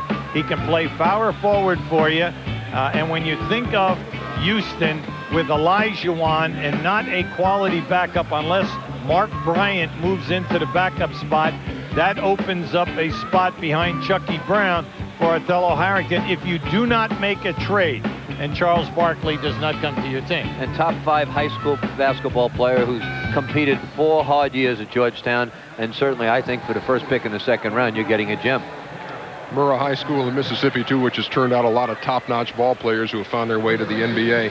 Also, this guy behind Sleepy Floyd and Patrick Ewing and Reggie Williams and Alonzo Mourning, number 5 on the all-time Georgetown scoring charts, and 55% shooter. Does a lot of work inside. Othella Harrington going to the Houston Rockets with the first selection of the second round. The Philadelphia 76ers are next. They had the first pick overall. They took Allen Iverson. Where do you go now if you're Johnny Davis? No, I think from now on, Ernie, what you're trying to do is to get the best player. Are you trying to tell me not to ask you where somebody's going now? No, okay, hey, I can take a hint. I think we have, made a few forceful statements here tonight. Yeah. No, here, right now, you're just looking for guys with athletic talent. You really are. You might have some needs. You know that Philadelphia is shy up front, but you also have some interesting point guards here. You know, the Norris young man and also McGinnis. I know we keep saying McGinnis, right? But you also have some quality big guys. They can go any way, any number of ways here. And the big question mark, what we're checking into now, is whether Jeff McGinnis has an agent, like Scotty Thurman, who did have an agent and had to forfeit his senior year. Will this happen to Jeff McGinnis? All right, Rod Thorne is ready now with the Philadelphia 76ers pick in the second round, the 31st overall. With the 31st pick in the 1996 NBA draft, the Philadelphia 76ers select Mark Hendrickson of Washington State.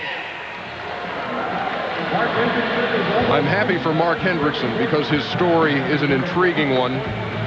When he was just an infant, his father, who was a state trooper in the state of Washington, was killed in the line of duty on a routine traffic stop. His mom raised 2 sons, and tonight a dream comes true for Mark Hendrickson of Washington State as he is selected in the second round of the NBA draft. How about his game? No, he's a banger.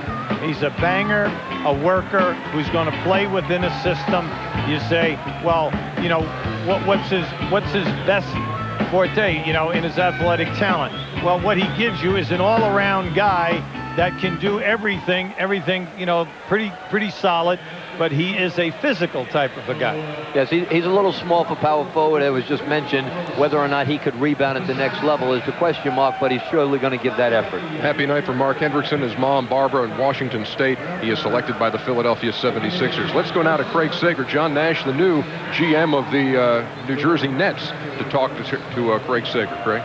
Well, Ernie, we've already met the new coach. We met the new draft pick. We might as well meet the new general manager, John Nash. Congratulations. What are your thoughts about Kerry Kittles, your pick, and also any thoughts about the first round? Well, Curry, I think, is somebody the Nets are very fortunate to be able to acquire because he's got a versatility to his game in that he's not only a scorer, he's a very good defender. I think John Calipari feels that in time he'll play a little bit with Kendall Gill in the backcourt, maybe each of them alternating at the point guard because they can both handle the ball, they can both pass it, and defensively they're big enough to present a nice pressing unit in your backcourt. So Curry's, you know, a terrific kid, and he worked out very well here. I wasn't here for the first workout, but I saw them on tapes, and I think the Nets were very, very fortunate. The first senior selected. How close were you to getting Kobe Bryant? I think that there was a legitimate decision-making related to Kobe Bryant, and John Calipari really liked Kobe.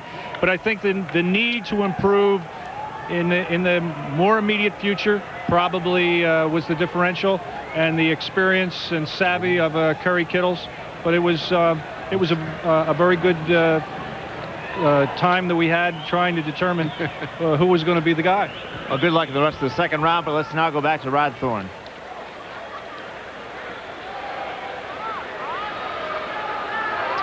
At number 32, the Philadelphia 76ers select Ryan Miner, University of Oklahoma.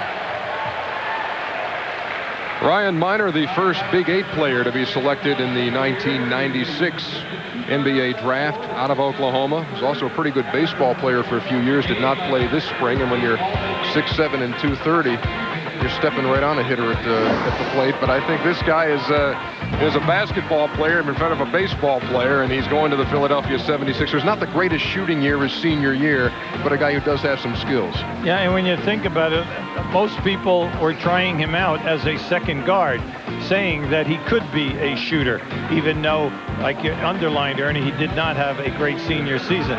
But when you think about it, he is only the fourth second guard picked in this draft to date. And remember, in the beginning of the year, he was on just about everybody's All-American list as the top 5 collegiate basketball player. And reminds me a little bit of Byron Houston at Oklahoma State, who was projected as a lottery pick and went later on. So you never know. He did not have good post workouts. That's obviously why it's led him to the second round, but he could surprise people in the second round. Airlines Arena in the NBA draft, and the 33rd pick overall in the second round, the guy who is named for Minnie the Moocher in the old Cab Calloway song, Moochie Norris from West Florida, selected by the Milwaukee Bucks, and I know he's a guy that you both are very fond of. Junior college player who played at Auburn, big steel guy, a great penetrator with his left hand, has an outstanding shot at staying in this league for quite some time. Yeah, he averaged 13 points a game in Chicago. That's hard to do, and with 5 assists, Ernie. Dallas is up next. Let's go down to Rod Thorne on the stage.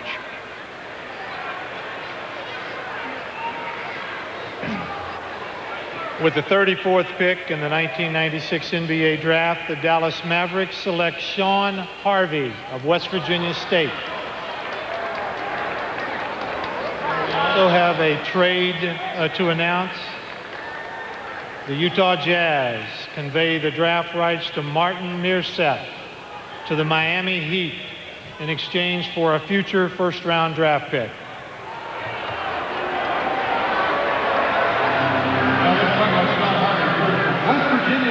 All right, so the Miami Heat, without a pick here, make a deal with the Utah Jazz, and they get the guy from Estonia. Now, Sean Harvey, he is West Virginia State, 6'4.5", 184, the player of the year in the West Virginia Athletic Association.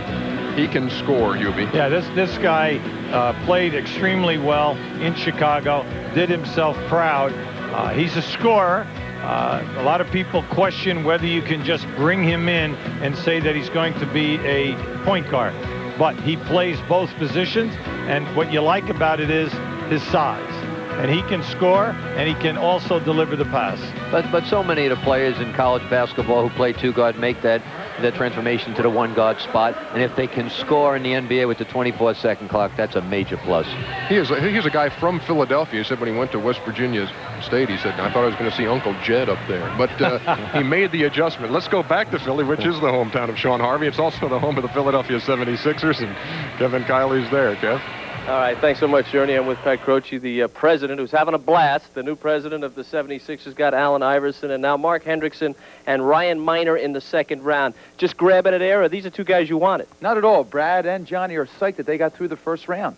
These guys are people you had on your board, not best player available types. You have a place for them on this team. Exactly. They were wish lists, hoping they got through the first round so that they can play with the 76ers now. And you have your 48th pick, and who's that going to be? I think it's going to be Alan's brother.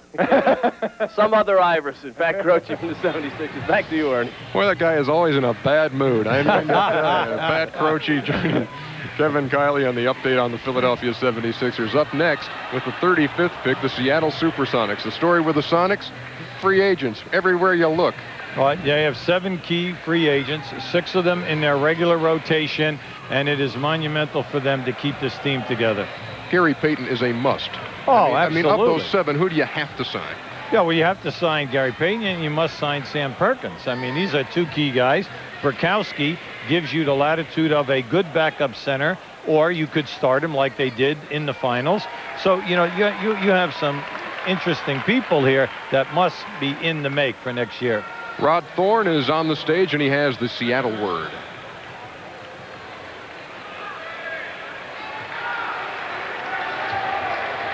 With pick number 35, Seattle selects Joe Blair, University of Arizona.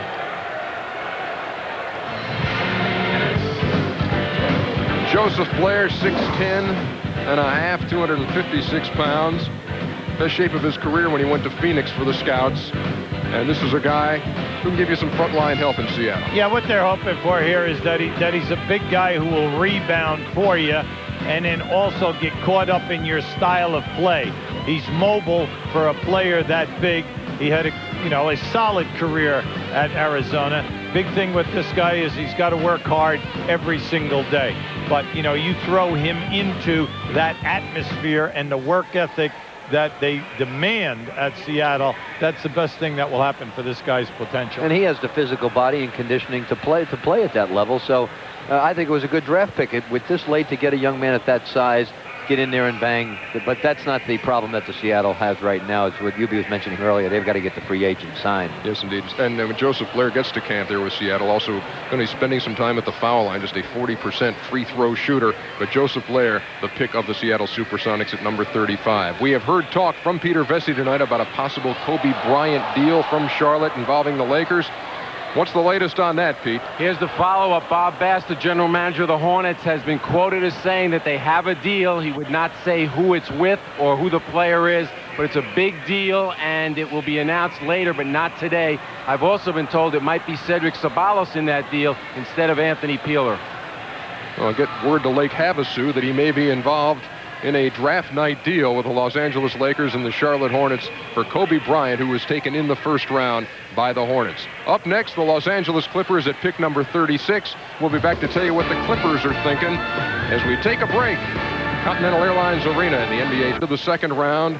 The number 36 pick belonged to the Los Angeles Clippers, and they went to UConn for Duran Sheffer, a 6'5" point guard, 192 pounds, a guy who is a native of Israel. They wanted him to go back. He was playing on the national team. He opted to stay here and try the NBA. What are his chances of making this league? Well, I think that he's a very intelligent player. The major weakness will be in foot quickness. But when you talk about a guy who sees the floor, can deliver the pass, can make the perimeter shot, he has all that. Now, the knock is, can he beat you off the dribble with the clock going down? And then how will he perform defensively? And with the Clippers, with their mobility in the open court, here's someone who can deliver the basketball at the right time, knows how to do that. Can he turn around and defend, as you'd be saying? That's the big question mark, and that remains to be seen. All right, Duran Sheffer goes to the Los Angeles Clippers. The number 37 pick belongs to the Denver Nuggets. Let us check in once again with Rod Thorne on stage. With the 37th pick in the 1996 NBA draft, the Denver Nuggets select Jeff McInnes, University of North Carolina. A long time coming, a long wait for Jeff McInnes to hear his name called, the North Carolina point guard. Surprising to an extent. You think he can help somebody? How do you like his game? Oh, no, this guy's got talent. This guy can score. He's an excellent, you just saw his best move right there. He's a terrific spin move guy who has a game, the 8 to 10 to 15-foot game. That's there. He's a good three-point shooter. This guy's got a lot of talent. Denver was interested in him early. I mean, they've been talking about trying to get him, and look where he falls to them when you think about it at 37. But, Nick Van Exel, Jeff Hornacek, we have a long line of guys. Cliff Robinson. tons of guys who've been on that second round who have stepped in and been big-time players. Depends upon your attitude. But this is what I don't understand. With the new collective bargaining agreement, you have a 20% you can go up or down. Your salary is locked in. Why get an agent if you're not a lock lottery pick or you're not sure going in the first round? Why, when you can go back to one of the legendary programs, play your senior year, move into the first round, do you get an agent? An agent can't do anything for you. And at this point, Jeff McInnis on his way to the Denver Nuggets. Jeff McInnis was the first North Carolina point guard to lead the Tar Heels in scoring since Kenny Smith. And Kenny likes the versatility that McInnis displays. He probably can play both guard positions. He's quick enough to defend and strong enough and big enough. A lot of guys are one-dimensional, and that's probably the advantage that he has over the other guards in the draft.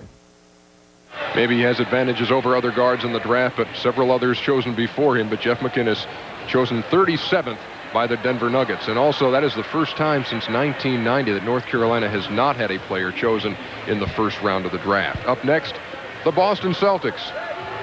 Geez, I'm almost afraid to ask where you go here, Hugh. But well, you know, the Boston Celtics could get help in a number of positions. But we also know right now the Boston Celtics only have Purvis Ellison at that center position. And, you know, they need size. But I think, once again, they'll take the best available player at the spot. And if you're looking at big men, Darnell Robinson is in there. He's a guy you know from Arkansas. Yeah, I'm surprised. Darnell Robinson, to me, when he came back after the foot injury, played terrific for Arkansas. So I thought right now, I think people think he gets out of shape. He did get out of shape in the Chicago tryouts, from what I understand. Haim is still out there from Tennessee. So probably the Celtics will go with one of the two. The Eric Montross deal, of course, precipitating this as they moved up. And earlier in the evening, the Boston Celtics took Kentucky's Antoine Walker with the number 6 pick overall as they moved up from the number 9 spot to the number 6 spot. So the Boston Celtics ready to make their pick here in the second round. We're ready to go to Rod Thorne.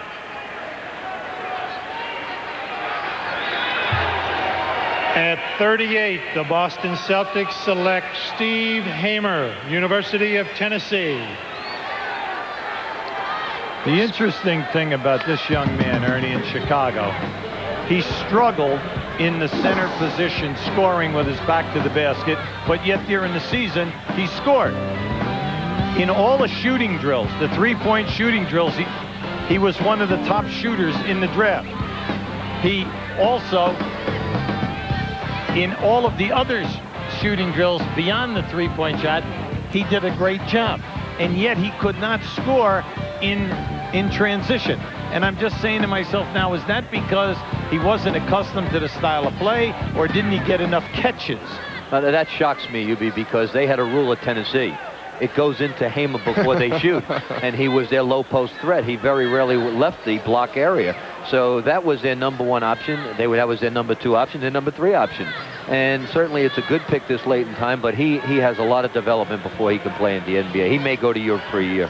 Yeah, he's a little mechanical, but you know that he was well-schooled, and he also can play half-court basketball because they slowed the ball down. No question about it. 58% field goal shooter, number 1 in the Southeastern Conference for the Tennessee Volunteers. Let us check in with our Midwest correspondent once again. There's JD. I think that's Mavericks draft headquarters you're at, huh? You got it, Ernie. But you know what? Denver's got to be real happy with how things have worked out for them, because they get Jeff McInnis at 37. They were considering him at 23 before they took Retzius. So they get the 2 guys that they wanted, and now we'll be picking next here in the second round. And, you know, you look for McInnis to play behind Mark Jackson. Denver's got to be happy with their draft to this point. All right, thank you very much, J.D. Hubie, let's talk about the Denver Nuggets and the changing face of this team and the deals they've made, and especially in the backcourt also getting rid of Jalen Rose and Reggie Williams. Yeah, Jalen Rose, Reggie Williams, and then also Abdul Rauf. Rauf went to Sacramento. Now, who do you have? You bring in older guys, Mark Jackson, and then also Ricky Pierce, and also Marcelonis. So they've gone older in the backcourt. But I like the McInnis addition to that group. Their big thing right now is they have got to keep Mutombo. You have McNice, and then if Ellis can really continue to work on the development of his knee over the summer, hey, this could be a dangerous thing. But you need Mutombo in the middle. And Jeff McGinnis gets to learn behind Mark Jackson, a seasoned veteran. So that's a great teacher for that position. They bring him along slowly, and they've got themselves a 6'3" point guard. In your estimation, can Dikembe Mutombo be asking too much for what he brings to that team, Hubie? Well, I think everything is always in the eyes of the beholder. Are there other people out there who are looking at him and saying, you know what, we're under the cap enough. We will take this guy because the shot blocking and the rebounding, it's there. Okay, it's really there. And you put him with a contending team or with a team that can afford him, hey, nothing but an upside. Let's see where the Nuggets are going to go with this pick in the second round, and there's Rod Thorne once again. At the 39th pick in the 1996 NBA draft, the Phoenix Suns select Russ Millard, University of Iowa. A turnover on my part. It was the Phoenix Suns taking Russ Millard with the 39th pick of the second round. Kid out of Iowa, 6'8½". Now, he did a very good job in the early camps. But in Chicago, it seemed like he ran out of steam. Whether it was because of the better quality of player at the center and big forward positions. But this guy is a banger. The more physical play, the better he reacts. But I think he's going to have difficulty scoring over the big, powerful guys at the power forward position. Very similar to Hendrickson, the same problem a little bit. Does he play big enough to play that position in the NBA? And with the quickness of the Phoenix Suns and their style, can he play and adjust to that style of play? So that remains to be seen also. At the Portsmouth camp, he was impressive. He had 17 points and 8 rebounds for an average, and he won the dunk contest. So Russ Millard is on his way to the Phoenix Suns, rather, with the 39th pick here in the second round. Golden State Warriors are next. Again, the question to you, Hubie, is what you think here in the second round and where you go if you're Golden State. Well, Golden State, when healthy, when you think about it, when you're talking Mullen last year injured, Donyell Marshall has got to start working at his game. He's got athletic tools. You look at the Joe Smith. What are they going to do with Ronnie Cycli? You know, they like what happened in the backcourt for them. Are they going to re-sign Sprewell? I mean, am I covering enough positions here? I think you pretty much got the whole thing down pat, Coach. I mean, we could take any position here. Right? Let's go back to Rod Thorne, see what the Warriors are thinking.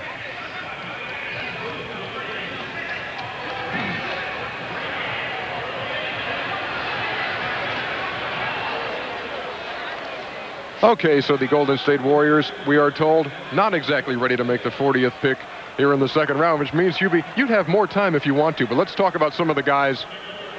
Golden State selects Marcus Mann of Mississippi Valley State. I was just about to say Marcus Mann would be a great pick for Golden State at number 40. Yeah. Rod beat me to it. This guy I liked. He's a worker. This guy's a worker. In Chicago, kept his mouth shut, really worked hard at his game. He's a tough kid who can play small forward, power forward. He's a banger. Look at the size, 238, but he's got pretty good feet. And I liked his overall game. He played very well in Portsmouth, and then he did a nice, solid job in Chicago. But I was impressed with his quickness. You're also got to be impressed with the way he boards. He had a 28 rebound game this year, which was the tops at any level of the college game. And some have said he reminds them of Mr. Mean, Larry Smith. And there have been worse guys you can be compared to than Mr. Mean. Marcus Mann, the new Mr. Mean, taken by Golden State, 40th here in the second round. 41 is next. That'd be the Sacramento Kings. Back with that selection right after this. About July 4th of 1993, tore his anterior cruciate ligament, and then later he hurt his right kneecap. That was in 1995, and so Randy Livingston oft injured and has a chance now as he goes to the Houston Rockets. Do you look into this at all? Sam Cassell possibly, he's been mentioned in the Barkley things and that. Do you bring a guy in here with those kind of thoughts here? You're reading too much into it, Hugh. No, I think you are. I mean, to me, when I heard that trade, 2 for 2, Charles Barkley in a deal 2 for 2, I don't know. I just can't believe that. I find that hard to believe. All right, Phoenix is up next as we talk about the Suns, and already they have had 2 selections. Steve Nash, the fine point guard out of Santa Clara, went in the first round, the number 15 pick, and then Russ Millard here in the second pick just a couple of moments ago was taken with the 39th pick by the Phoenix Suns, and now they are the pick number 43. and your thoughts on who might be available now, and if you're surprised anybody is still available you thought might be gone by now. Well, you Rick. still have Donnell Robinson, of course, a young man that I coach, Mark Pope, who I believe could play as an 11th, 12th man in the NBA. He's just the best worker I've ever coached as far as his threshold for work. And certainly you have Dante Calabria still available who can knock it down from the perimeter. Also, in this category, you have Art Long from Cincinnati, a guy with a lot of pub. You also have Drew Barry, who has not been taken at this time. A lot of people thought that he might be a lower first round, early second round. So, you know, there are some interesting people still available. The Suns are up, and we go to Rod Thorne for their pick.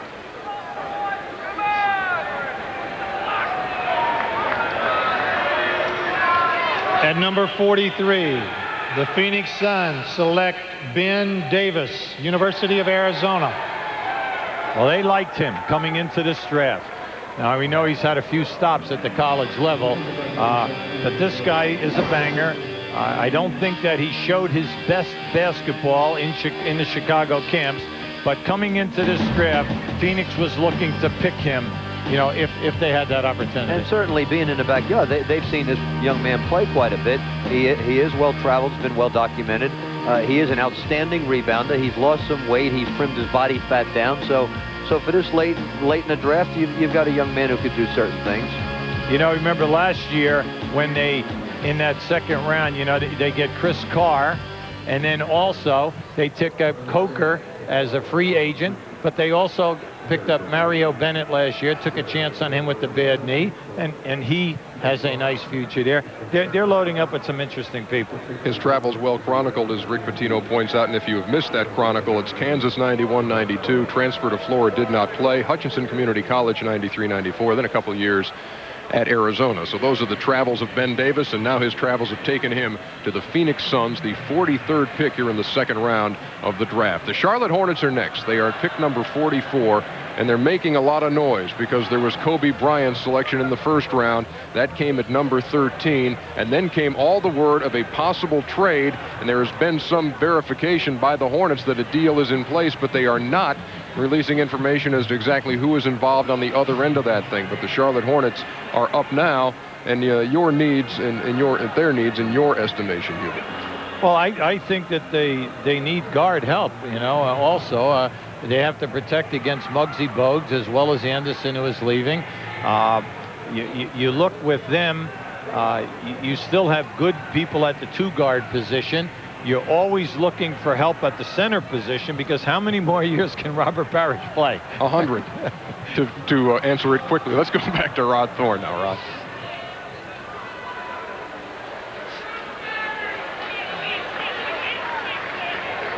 With the 44th pick, the Charlotte Hornets select Malik Rose of Drexel. He played in the North Atlantic Conference and was known as the Shaq of the Knack. Malik Rose of Drexel had his number 00 retired. He is picked by the Charlotte Hornets, 44th here in the second round. Your thoughts on this? I tell you, this guy's a winner. No big guy could post him up on the boxes in Chicago. He was undersized, but he can move you off the block. He has outstanding foot quickness.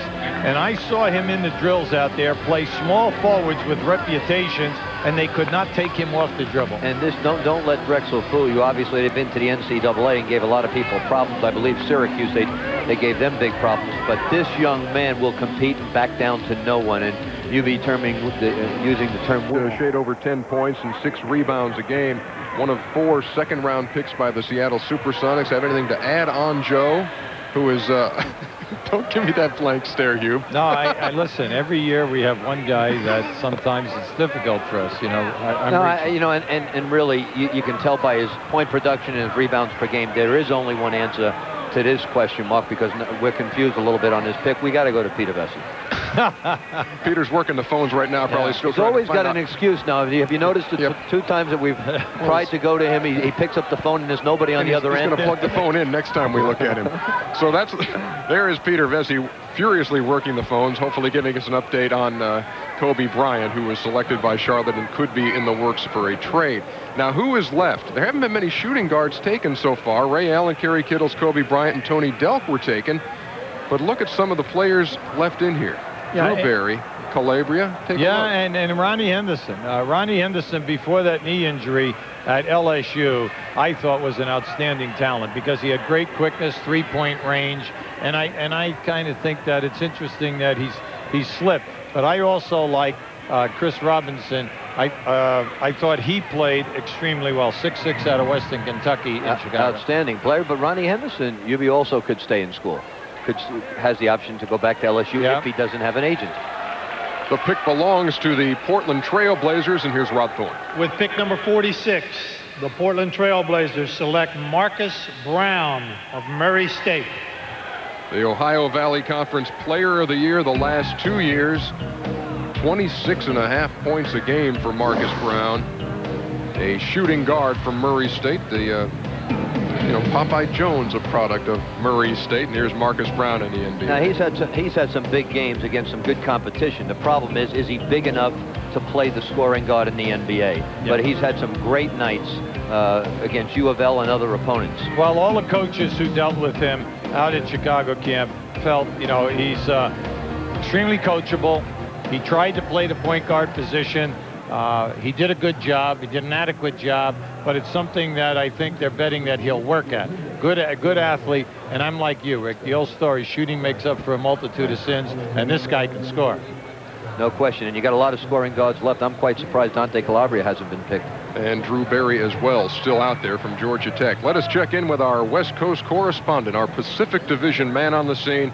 With these two guys were on the preview show last night, and somebody wants to make a sitcom out of them. Scott Hastings and Cotton Fitzsimmons together, guys. Oh, I tell you what, Ernie, I wouldn't know what to do with Cotton here. He's telling me, make sure you look in the camera and be right, and I appreciate that. You look at the draft so far, you guys take Nash in the first round, another big guy a lot of people haven't heard of from Iowa, Millard in the second round. Your thoughts on how the Phoenix Suns did in this draft? Well, I think we did fine in the draft. When you're picking 15, if you look at past 15 selection, a lot of them have failed. I don't think Nash will fail. I think he'll be in this league for quite some time. So we're delighted about that. And in the second pick, here's a tough kid from Iowa that works very hard. Yes, all second rounders will have a hard time making it in this league. They always do. But a lot of them make it. A lot of first rounders fail. This kid might make it. Exactly. You look at some of the teams that have done pretty well for themselves, Hubie and Rick and Ernie talking about it. New York took some chance on some guys, and they came up diamond in the rough, if you will. They took some big people. And, for Wallace to slide down as far as he did, they got a guy who could become a great player. There's no doubt, I don't think, in anybody's mind. So they have to go away happy, hoping for the very best from him. Dante Jones, big, strong guy in there. They did a nice job. Okay, you ready to wrap this thing up and send it back to Ernie for me? Yeah, let's go back to Ernie. Try to get Hubie off and Patino off. They've been on long enough today. I object to that. Thank you very much, Cotton Fitzsimmons, and Scott Hastings, living proof that, yes, you can make it in the second round. Thank you very much, Scott. Let's go down with the Seattle pick at number 47. With pick number 47, Seattle selects Ron Riley of Arizona State. This guy never met a three-point shot he didn't like. Shot 196 threes, but only hit 29%. He comes down, he's very quick. He looks to shoot the three, but he's also extremely athletic. He's got outstanding speed in the open court. We played against him in the NCAA a couple of years ago, and he does pull up, but he also has very good quickness. Well, I think it's either feast or famine. Exactly. And I thought in Chicago there were a couple of games where he was on fire, and he lights everything up. Because the quickness is there, the range is there, and he's not bashful. He'll put the ball up for you. And when he's gone that feast, he's very dangerous. When to shoot and when not to shoot is obviously the greatest concern when dealing with him, because he does want to shoot every time he catches the basketball.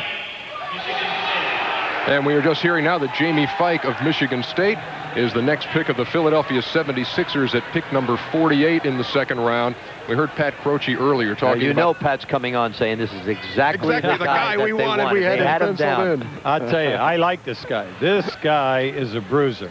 At 6'9", he's a wide body. He did a very, very good job. You can see the 256 pounds there, and he plays that way. Quiet, coachable. In Chicago, he averaged a shade under 10 points a game, to 6 rebounds, high percentage, close to 70%. So you like that. Main thing is, Can you hold your area at that size in the NBA and not get overpowered by the 6'10 and the 6'11 guys who play that position? And that's the biggest problem of the second round. The size doesn't fit the position to compete in the NBA, and but heart overcomes a lot of deficiencies in size, and this young man has great heart. And developed a bit of a three-point shot in his senior year, hitting 20 out of 69, a shade over 30%. Not bad for a guy who's 6'9", 256. Jamie Fite going to the Philadelphia 76ers with the 48th pick, and as Rick was pointing out, I'm sure the guys in Philadelphia saying, exactly where we thought he'd be. We got him. We're pumped up. We're on our way back. Pat Croce's enthusiasm is infectious in there in Philadelphia. You can feel it right through the TV screen. The Orlando Magic up next at number 49. Some interesting stuff from Kevin Kiley earlier tonight about some disharmony, possibly. Shaquille O'Neal, Penny Hardaway. I know Kevin's got the inside track on some scoops. I just cannot buy that. I really can't. Those two young men have too much pride in their abilities to worry about who gets more attention, because both of them get so much attention, it's unbelievable. So I just can't buy into those theories. What do you think? What is your gut telling you about Shaquille O'Neal and his desires, whether to stay in Orlando or go to the West Coast? No, I'm just hoping for the Orlando franchise and then for the Eastern Conference that he stays. And I'm hoping that they can work out a deal. But Orlando has come out and said, we are only going to offer X amount of dollars. Now, whether or not they can play within that ball game, or can someone else, mainly out on the West Coast, can they answer and pay the young man more? Who knows, Ernie? That's a tough call. Let's go to Rod Thorne now, the pick of the Magic, number 49.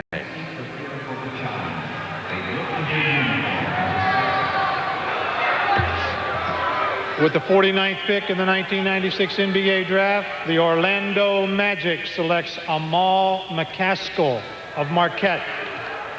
Now, this young guy is a shot blocker. He's a rebounder, shot blocker, limited offensive skills. But what they're doing, you can see, is they're just looking to get another backup guy. A Koncak was a God bless this year for Orlando at that backup position. Now, will Koncak be back? Well, you know, John would like to give it another year, but let's face it, his legs, the conditions of his legs are, you know, questionable. Now, they also have Vaughn at 6'9" in that backup center role out of Memphis from a year ago. So McCaskill comes in there, shot blocking. You look, they get Evans from Indiana. This guy at 7 foot, you can see, hey, they're looking big guys up front. And McCaskill knocked us out in the NCAA tournament a few years back, and the upside is there. He does have potential. Obviously, like we said so many times, that has to work on his body. And I think Orlando made a good pick. Went to St. Joseph's High School in Maywood, Illinois, same place that Zeke went, Isaiah Thomas. Right now, let's get the latest on the Central Division. And there is Cheryl Miller. Cheryl, what you got, kid? I'll tell you, Ernie, if Indiana has to be very happy with their 10th pick, they wanted to add a little more depth to the 5 position. They got that in Eric Dampier.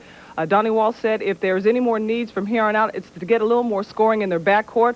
Look for them to address that. If you're Milwaukee and Mike Dunleavy, you have to be very happy. You've got the backcourt that you wanted. Look for them for their last pick to go big. If you're Cleveland, you're just simply trying to find the best player that's available at the time. Guys?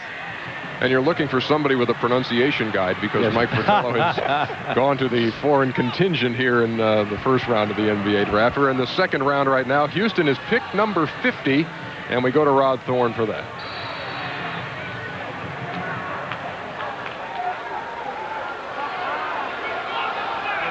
The Houston Rockets select Terrell Bell, University of Georgia. Well, we can pick the brain of the SEC mentor here, Kentucky's Rick Pitino, on Georgia's Terrell Bell. Well, Terrell Bell's played backup most of his career to Claxton, but this year he's a shot blocker. He runs the floor well. He does not have great offensive moves. He needs to work on that aspect of his game, but he does run the floor well. He is a decent shot blocker, and certainly had a good senior year and helped the Georgia Bulldogs to an outstanding season. Well, they're looking for an upside here, Ernie, and I know you just broke out in the Georgia fight song, you know. But this guy can rebound, can block shots. That's the upside. You wish that he was a little bit more athletic and also maybe a little meaner at that size. But you can see what Houston's doing. They're getting backup help at that center position. But now, would you think he'd go ahead of his 2 teammates? That's what's interesting. 3 teammates, K2 Davis as well. And Shandon Anderson. And Carlos Strong. Carlos Strong. How about that? Terrell Bell going to the Houston Rockets. He was number 3 in the SEC in blocks behind Roy Rogers and Eric Dampier. So Terrell Bell to the Rockets. Vancouver's up next. We'll be back.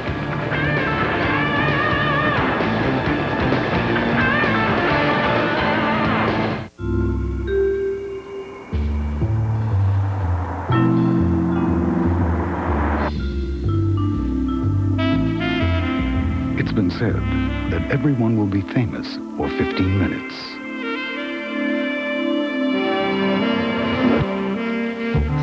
For some, that's just their daily commute. The Lexus Coupe. Looks like you've been grinding a bit, Michael. I kind of That's great. All right. I don't like it. You know, at the Olympics, IBM has technologies from 10 different companies working together. They might be able to help you. Good. Now rinse. Success is a journey, not a destination.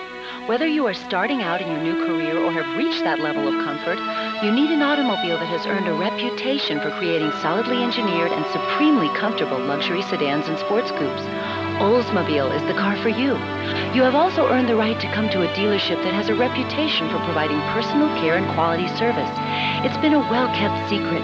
Al Smith Oldsmobile, Highway 85 and Bromley Lane in Brighton, Colorado. Enjoy the experience. See the funniest movie of the year right in your home on pay-per-view. Ace Ventura: When Nature Calls. Your favorite pet detective, Jim Carrey, is back. I mean, that is a great sign of affection. Aren't I the popular one?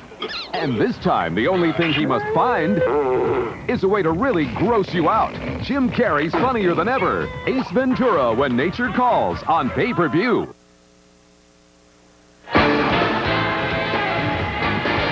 The NBA draft winding down here in New Jersey. 58 picks in all. We are at pick number 51, held by the Vancouver Grizzlies, and moments ago they made that pick. The Grizzlies have had themselves a pretty good night, have they not? Sharif Abdur-Rahim taking number 3. They got Roy Rogers, the big Bama shot blocker, at 22, and now they go Chris Robinson, a 6'6", nearly 200-pounder, a 2-guard from Western Kentucky. The book on his game, Hubie. Oh, I like this guy. This guy showed in Chicago he can play 2-guard at that size. Very few people averaged over double figures in those workouts. It was very difficult to do in limited time. They played shortened games. He averaged 14 points a game and then also made assists and shot a high percentage. And that's what you like to see when guys are in that type of a competition. Ralph Willard, the ex-Western Kentucky coach, recruited this young man and thought he'd be a great player before his career was over. And from Georgia, I think he's an outstanding prospect to get this late in the draft. Yeah, he went to Southwest High School in Macon, Georgia. So Chris Robinson on his way to the Vancouver Grizzlies. That's a long way from Macon, Georgia, and from Western Kentucky. Let's check in now with Peter Vesey. Pete? I was just talking to Kevin McHale, the Timberwolves vice president. The whole organization, the whole city is fired up about getting Stephon Marbury. Not only was they need the point guard, he was the point guard they needed most. They had him on the board as the #1 point guard available. They did not have to give up Andrew Lang. They thought they might have to do it. They gave up a 1999 or 2000 pick, first rounder. But the biggest thing is that Kevin Garnett is doing cartwheels. You know, he and Marbury are very tight, and all he was screaming was, "My boys in town, my boys in town." One big happy family up there with the T-Wolves in Minnesota. Let's go now to Rod Thorne, Indiana, with the pick, the 52nd pick in the second round. Number 52, the Indiana Pacers select Mark Pope, University of Kentucky. Speaking of doing cartwheels, there goes Rick Pitino. Thank you. My rosary beads were out of press. Thank you, Indiana. Do I owe you a big favor? Because we're speaking about probably the hardest worker I've ever coached. I used to say that Billy Donovan was the hardest worker I've ever coached until Mark Pope. And there's a young man who, if he's going to be 11th or 12th man and make a coach proud, this is that young man. I saw where you were quoted as saying if he goes to camp, if he really puts his nose down and really plays the way he knows he can with confidence, he can make an NBA. Well, he shoots it well at 6'9". He also runs very well. He races McCarty in all those runs and finishes maybe a second behind him. He's got good low post moves, and he's just a terrific young man who will give every ounce of perspiration he has. So I'm very, very happy for Mark. Now, when he came to you from Washington, Rick, did he lose weight? Yes, he lost about 15 pounds and put 10 pounds of muscle on him, but we worked him so hard academically, UB, that it just would put too much pressure on the young man. No, I'm happy for him, and also it's a good pick for Larry Brown. Once again, you're getting a perimeter guy. When you have a Rick Smits in the hole, and you're coming with second-line guys, you need people who can shoot the perimeter shot. And Mark Pope will, I think, do the Indiana Pacers very proud, because no one will outwork this young man. Sometimes can it be even more satisfying for you as a coach? You know some of these guys are going to go. You know the Delks and the McCartys are going to go, and Antoine Walker, to see Mark Pope go.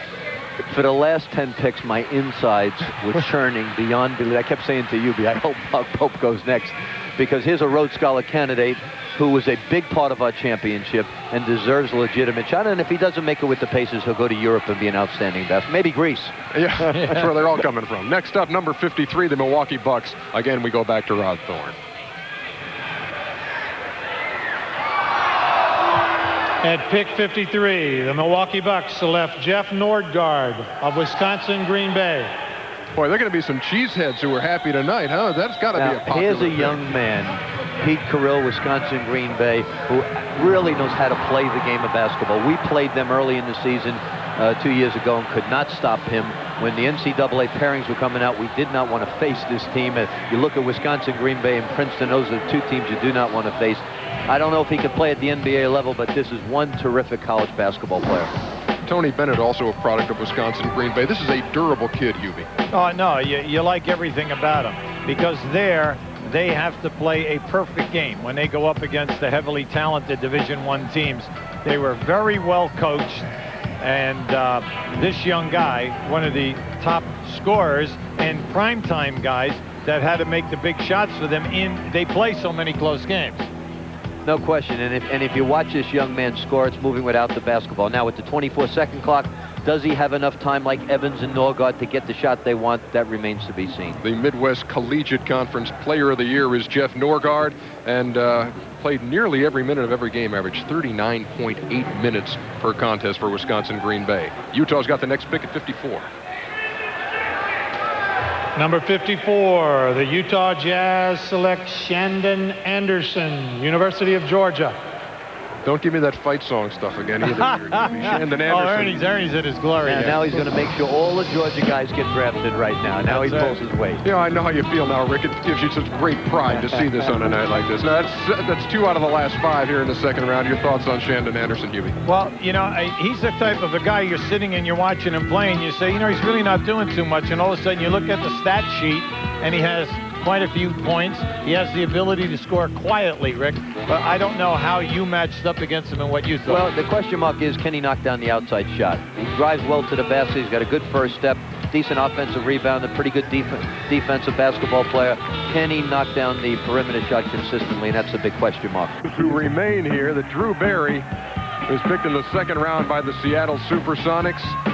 A great passer, to say the least, Hubie. Ever since he's been at Georgia Tech, you know, the assists are always there. He's a gutsy three-point shooter. Sometimes he's a little aloof out there, but we're talking about a player with a high IQ of how to play the point guard position, and he can finish for you. I like his total all-around game. I really do. And you can't put anything. Crimmins was his coach at Georgia Tech and knew he had a good one eventually. When Drew came here, we redshirted him. He was not highly recruited, but like all the Barrys, none of them were highly recruited. And one thing that is certain about the Barrys, they're late bloomers. And Drew came on very strong. He didn't have the physical strength right away, but he had the mind to play the game. He really knows the game, and that's... With the 58th and final selection in the 1996 NBA draft, the Dallas Mavericks select Darnell Robinson, University of Arkansas. Well, the last part of that All-American, Carlos Strong, did not get drafted. But if I'm Darnell Robinson, what I do right now is go out and hire a trainer. And every single day work me out for 3 hours, because this young man can make it. If he gets himself in great shape and just concentrates on his body, his conditioning, this young man has a future in the NBA. If not, he's going to Europe. Rick, when he came out, the 1996 NBA draft is in the books. 58 selections made, some futures made, and some franchises got to be mighty happy tonight. Ernie Johnson back with Hubie Brown and Rick Pitino, and let's put a wrap on this thing as we take a look team by team and how things went and who helped themselves. And we'll begin at the beginning with the Atlanta Hawks taking Priest Lauderdale. It's been pointed out now that on the front line, the Hawks now have a Christian and a priest. Boston with Antoine Walker and Steve Hamer. How about the Hornets and the Bulls, guys? Well, it depends on the Kobe Bryant trade or not. You know, they've done very well. They fill their needs, and certainly in the backcourt position if they lose some of the players that they may lose. And you saw Travis Knight go to the Chicago Bulls. The Cleveland Cavaliers, Mike Fratello getting big early. Yeah, they did an excellent job. Things fell right for them. And you get Reggie Geary in the second round, a master of the steal. Dallas with Samaki Walker and Sean Harvey and Darnell Robinson, the final pick in the second round. The Denver Nuggets go with Rencius in the middle, and Jeff McInnes, a point guard, an early entry, slips all the way to number 37. Jerome Williams of Georgetown should help Doug Collins in Detroit. Golden State with Todd Fuller of NC State, Marcus Mann, and you gotta like what the Rockets were able to do in the second round, Hubie. No, I like it as long as the knee becomes healthy for Randy Livingston. You're gambling on Terrell Bell, but if the young man comes with a purpose and works at it, who knows? But Harrington can be a player in this league. Indiana with Dampier and, yes, Mark Pope, and again the smile creases the face of Rick Pitino. And the Clippers with Lorenzen Wright and Duran Sheffer, as they have a pick in each round, the 7th and the 36th. Derek Fisher with the Lakers. I don't know if we've heard the last of the Lakers, though. They could be in the mix there for that Kobe Bryant deal. The Miami Heat did not have a pick, but made a trade and got Martin Mursep from the Utah Jazz. The Milwaukee Bucks made the deal. Marbury for Ray Allen, so the Bucks get Ray Allen. And this is a great team for the future when you look at it. You've got an excellent point guard with Moochie Norris, a terrific shooting guard in Ray Allen to go with their already superb front court. Stephon Marbury going to play with his buddy Kevin Garnett in Minnesota. It was just a curfew instituted 10:30 players. AM. Listen, they have a very nice starting unit right now. How about the Knicks? Big doings. You love what the Knicks did. Everything fell right for them. You really have three talented people, and all three can play big and score. All three we thought could be in the lottery. Absolutely. For the Orlando Magic, the shooter and Brian Evans. Some help as a backup center, and Amal McCaskill, the center from Marquette. The Philadelphia 76ers had Allen Iverson first. You got Mark Hendrickson and Ryan Miner, 31 and 32, and Pat Croce saying that's exactly where we hoped they'd be, and we grabbed him. He's excited about the new look in the Philadelphia 76ers. They add Jamie Fike later. Steve Nash, the fine point guard out of Santa Clara, heads up the Phoenix list. The Blazers going with Jermaine O'Neal. Going to be a while, but he can be a player. Absolutely. Every guy that had him in loved his talent. A positive upside. The Sacramento Kings go with Stojakovic, who had been playing some in Greece, and Jason Sasser. San Antonio Spurs, no picks tonight. That's why you did not hear the name of the Spurs called once during the entire evening. How about the Sonics? All their picks in the second round. What will they do here? Well, it's going to be difficult for every guy to make that team. I mean, we're talking about a veteran ball club. But like we said, if they re-sign all of their free agents, that's a tough team to make. Moving on to the Toronto Raptors. One pick, Marcus Camby is a good one. Yes, you do. Now you have Stoudemire and Camby. You have two pieces to the puzzle, one more great one, and then you have a terrific start. Now, if Sharon Wright can step up and play and not get injured, then you got three nice players. No question about it. They got to be happy in Vancouver tonight. Absolutely. Vancouver helped themselves tremendously. Stu Jackson and his staff did a wonderful job, and they come out of the draft like the Knicks. You can just say glowing things about the people they have. Let's get some closing comments now from the other couple of guys who were with us tonight. Right down here, Greg Sager and Peter Vesey, guys. Well, as we've seen tonight, kids think of the NBA on playgrounds all over the world, and I think that happened on a concrete outside housing project in the Bronx where the three older brothers of Stephon Marbury dreamed of playing professional basketball. And tonight, Stephon filled the dream for all of them, and the thoughts of Mabel, his proud mother, and the sights of her crying, overwhelmed with emotion, I think probably brought a tear to a lot of us as well. So I thought the kids did a great job, and it was a very emotional scene because it's a dream for the entire family. Okay, my thoughts. It occurs to me that the Suns getting Steve Nash might kill the deal that they have with the Rockets. They don't need Sam Cassell anymore, and I've been told that deal is dead. So there'll be no Charles Barkley going to the Rockets. What I think we might look for him at this point is to go to the Hornets. They're reshuffling there. They're going big time. So let's look for that in the next couple weeks. And we'll look to see what's up with Kobe Bryant as well. Thank you very much, Peter Vesey and Craig Sager. And our thanks to our guys who were out there on the road tonight. Also, we had Cheryl Miller in Cleveland and Jim Durham in Dallas. And we had Scott Hastings out there in Phoenix and Kevin Kiley in Philadelphia joining me and Rick Pitino and Hubie Brown. And as we said yesterday, the whole Hee Haw gang. Back with our closing comments. Yes, even more closing comments from the Meadowlands right after this.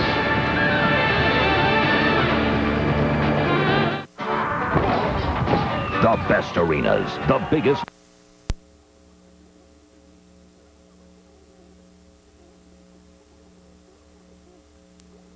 You're bringing home a box of memories. So remember Driscoll's. And give them the very finest. Totally inadequate, completely insecure, paranoid, neurotic. It's a pleasure. Something has happened to me which I do not understand. All I know for certain is I am alive. How I got here, who I am, I do not know. But I must have seen or done something terrible, to be buried alive, to be left for dead. I can remember nothing of my life, my friends, or my enemies.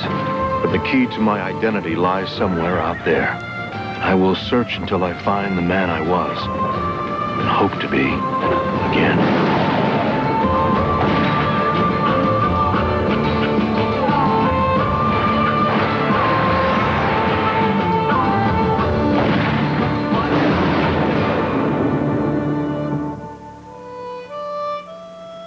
April 1866.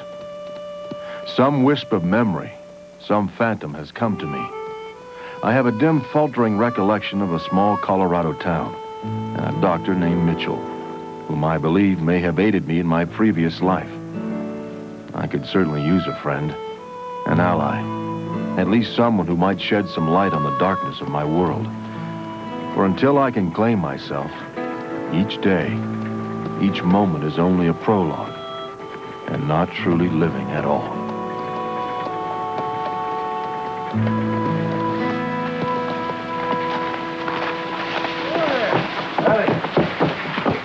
Mind if I rest my horse? Oh, you can rest yourself, too. Pomegranate. These aren't supposed to go outside of the tropics. Come on, sit down. Way out here, I do admire an individualist. Did you ever have one of these? Not that I remember.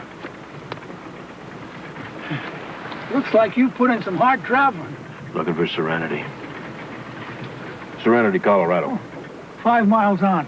You got business there? Might have.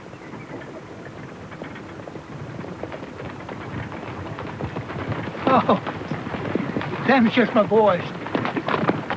Harlan, Clay, Boone, come on, we got company. I'm Henry Curtis. Name's Lazarus. Lazarus? It's him. I got to fix supper. You'll find lodging in town. Inside, boys. Thanks for the refreshment.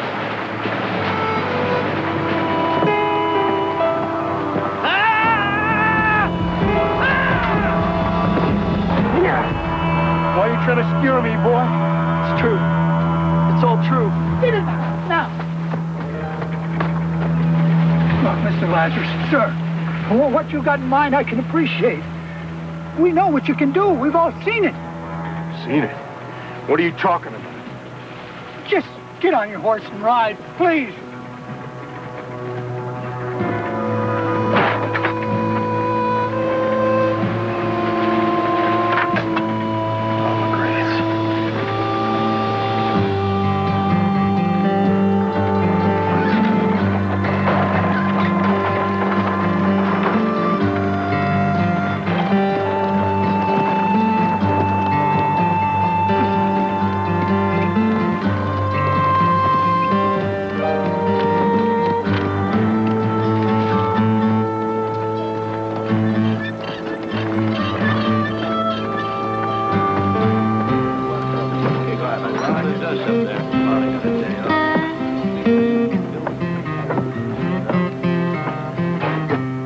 Mitchell hereabouts?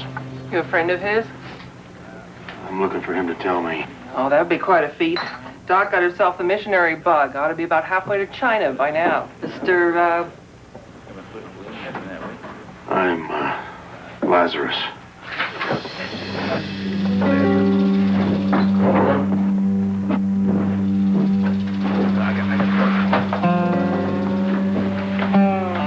How about someone telling me what's so all-five remarkable about that? Nothing. Nothing at all. You can call yourself whatever you like here. It's all in the house. Oh, thanks. Don't like the taste.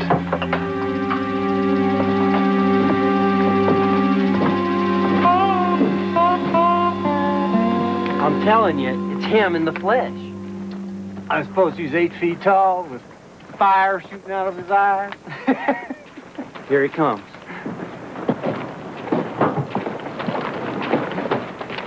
Mr.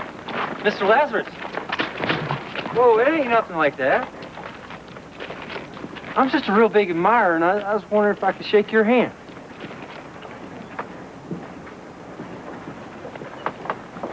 Lazarus! I'm in a mood to kill a man that can't be killed!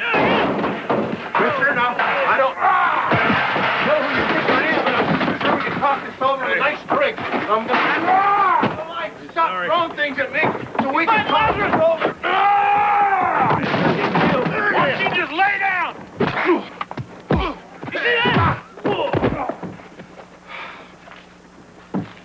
I wouldn't believe it if I hadn't seen it. He couldn't touch you. Nobody can. Who in the hell do you all think I am? You're somebody. I'm nobody. I just want to be in one of them pictures. Pictures? Yeah. Like I seen in the panorama. We all seen it.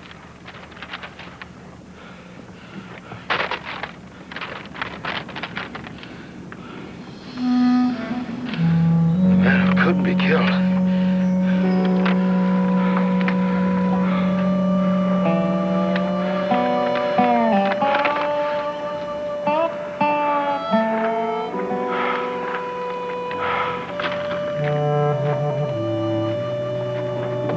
You're lucky to be alive, mister. You can't kill him. No, you can't kill him.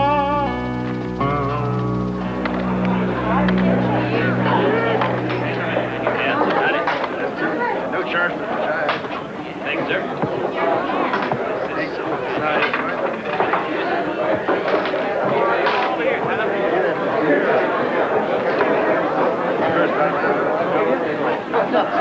Folks, go ahead and sit down.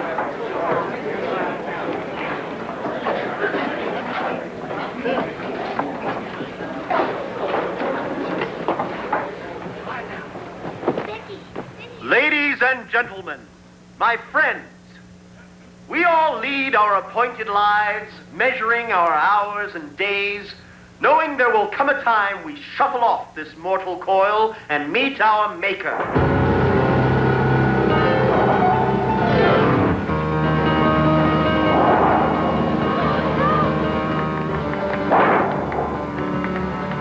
All save one, that is, died and came back, newborn. Not as in ancient times, no, but now. Right out of the ground.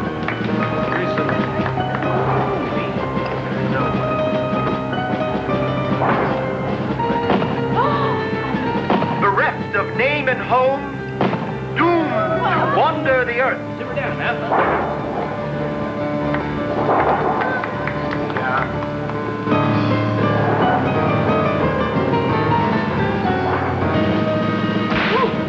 Carnage and mayhem attending him where'er he goes, like his own personal plague and pestilence. I think a man could really do that.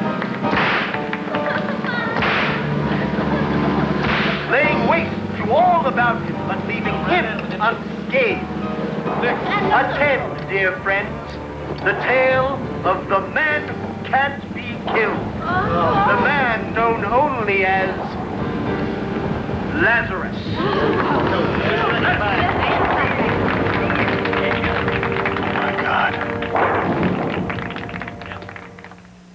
The Lazarus Man, brought to you by Rogaine, the only product medically proven to regrow hair for men and women, and by Winter Fresh Gum from Wrigley, icy cool flavor for icy cool breath that lasts and lasts and lasts. I can't believe I'm losing my hair back here. Like father, like son. Yeah, right. Look, if you want to regrow some hair, check this out. Rogaine? Don't you need a prescription? Not anymore. How's it work? Rogaine goes to the root of your hair, and for some people, gets it to grow. What have you got to lose? Nothing, I guess, except more hair. That's been easy to use. And it's starting to work. See, there's room for growth in every relationship. Rogaine, medically proven to regrow hair. The temperature inside your mouth is 98.6 degrees, the same as a sweltering jungle. Ugh. But the temperature inside a Winter Fresh mouth tastes... Winter Fresh Gum from Wrigley's. Yahoo! Icy cool flavor!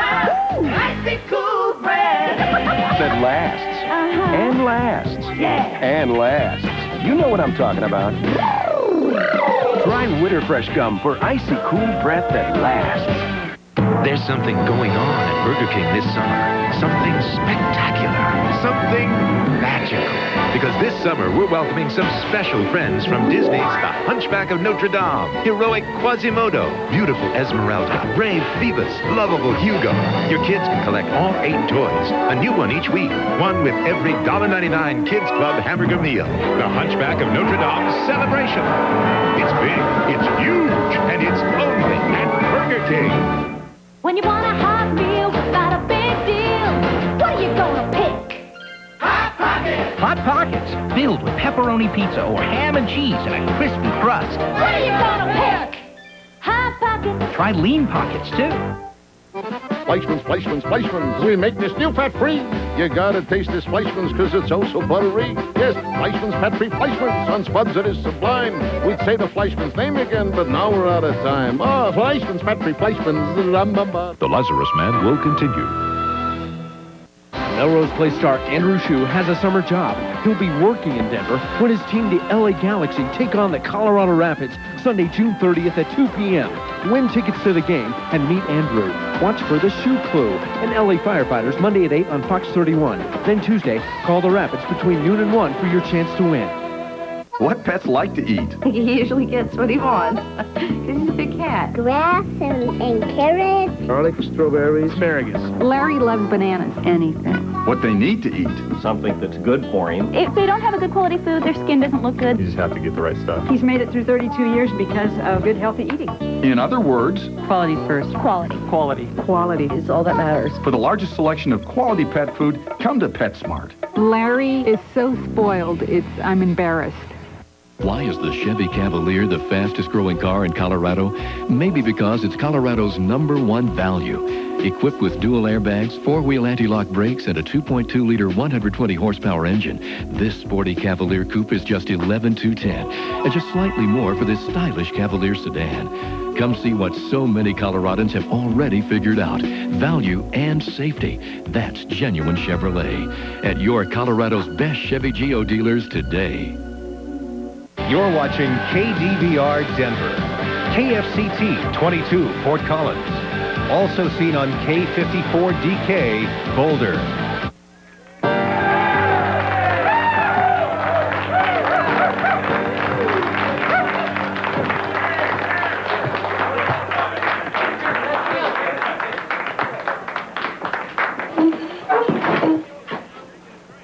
Looking for someone? The man with the voice. Maybe the artist. One and the same. He just stepped out.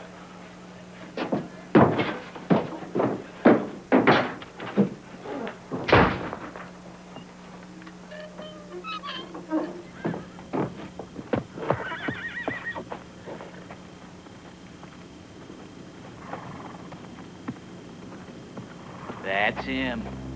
One no man can kill. Let's see what horses can do.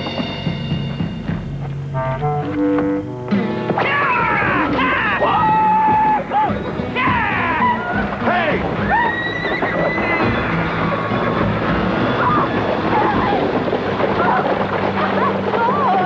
Oh, Billy, you're all right. Oh, thank you. Thank you.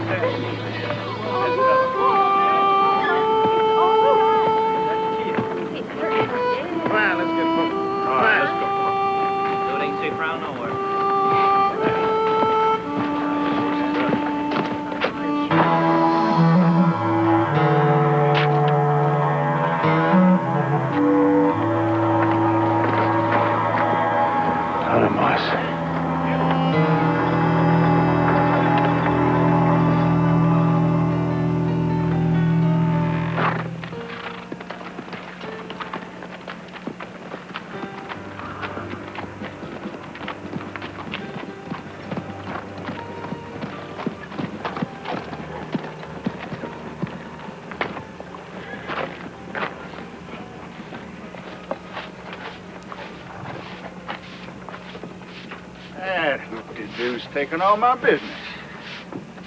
Mister, we got a fine quail tonight. Oysters, too. And not them prairie oysters. These are taken choice from the sea. Thanks, friend, but I got no appetite tonight. Well, you plan on taking in that show? You done missed most of it. Already seen it. Fear, hesitation, not for a moment. Plunging into the maelstrom of lead like a veritable force of nature.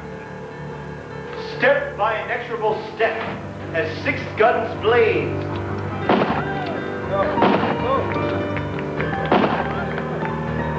But Lazarus knew no bullet could touch him. You'd think this would be more than enough for the man who can't be killed. But see, a powder wagon careens out of control. Got a gut full of this. Strong men diving for cover. Smoke and thunder cutting the air. I want him. Now. The very jaws of eternity. Right now. Your indulgence, a moment. Thank you, Professor. It's all right.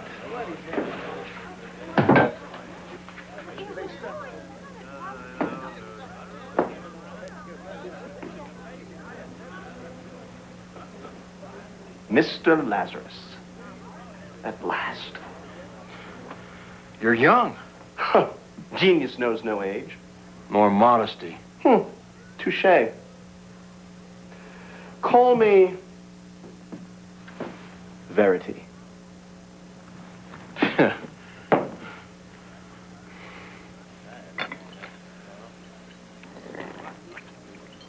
Oh, I painted any number of shows.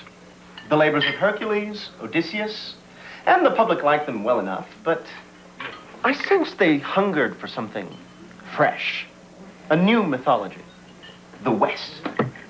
So I immersed myself in stories and rumors, every gunslinger and scout, every shootout and brawl, but none had sufficient grandeur.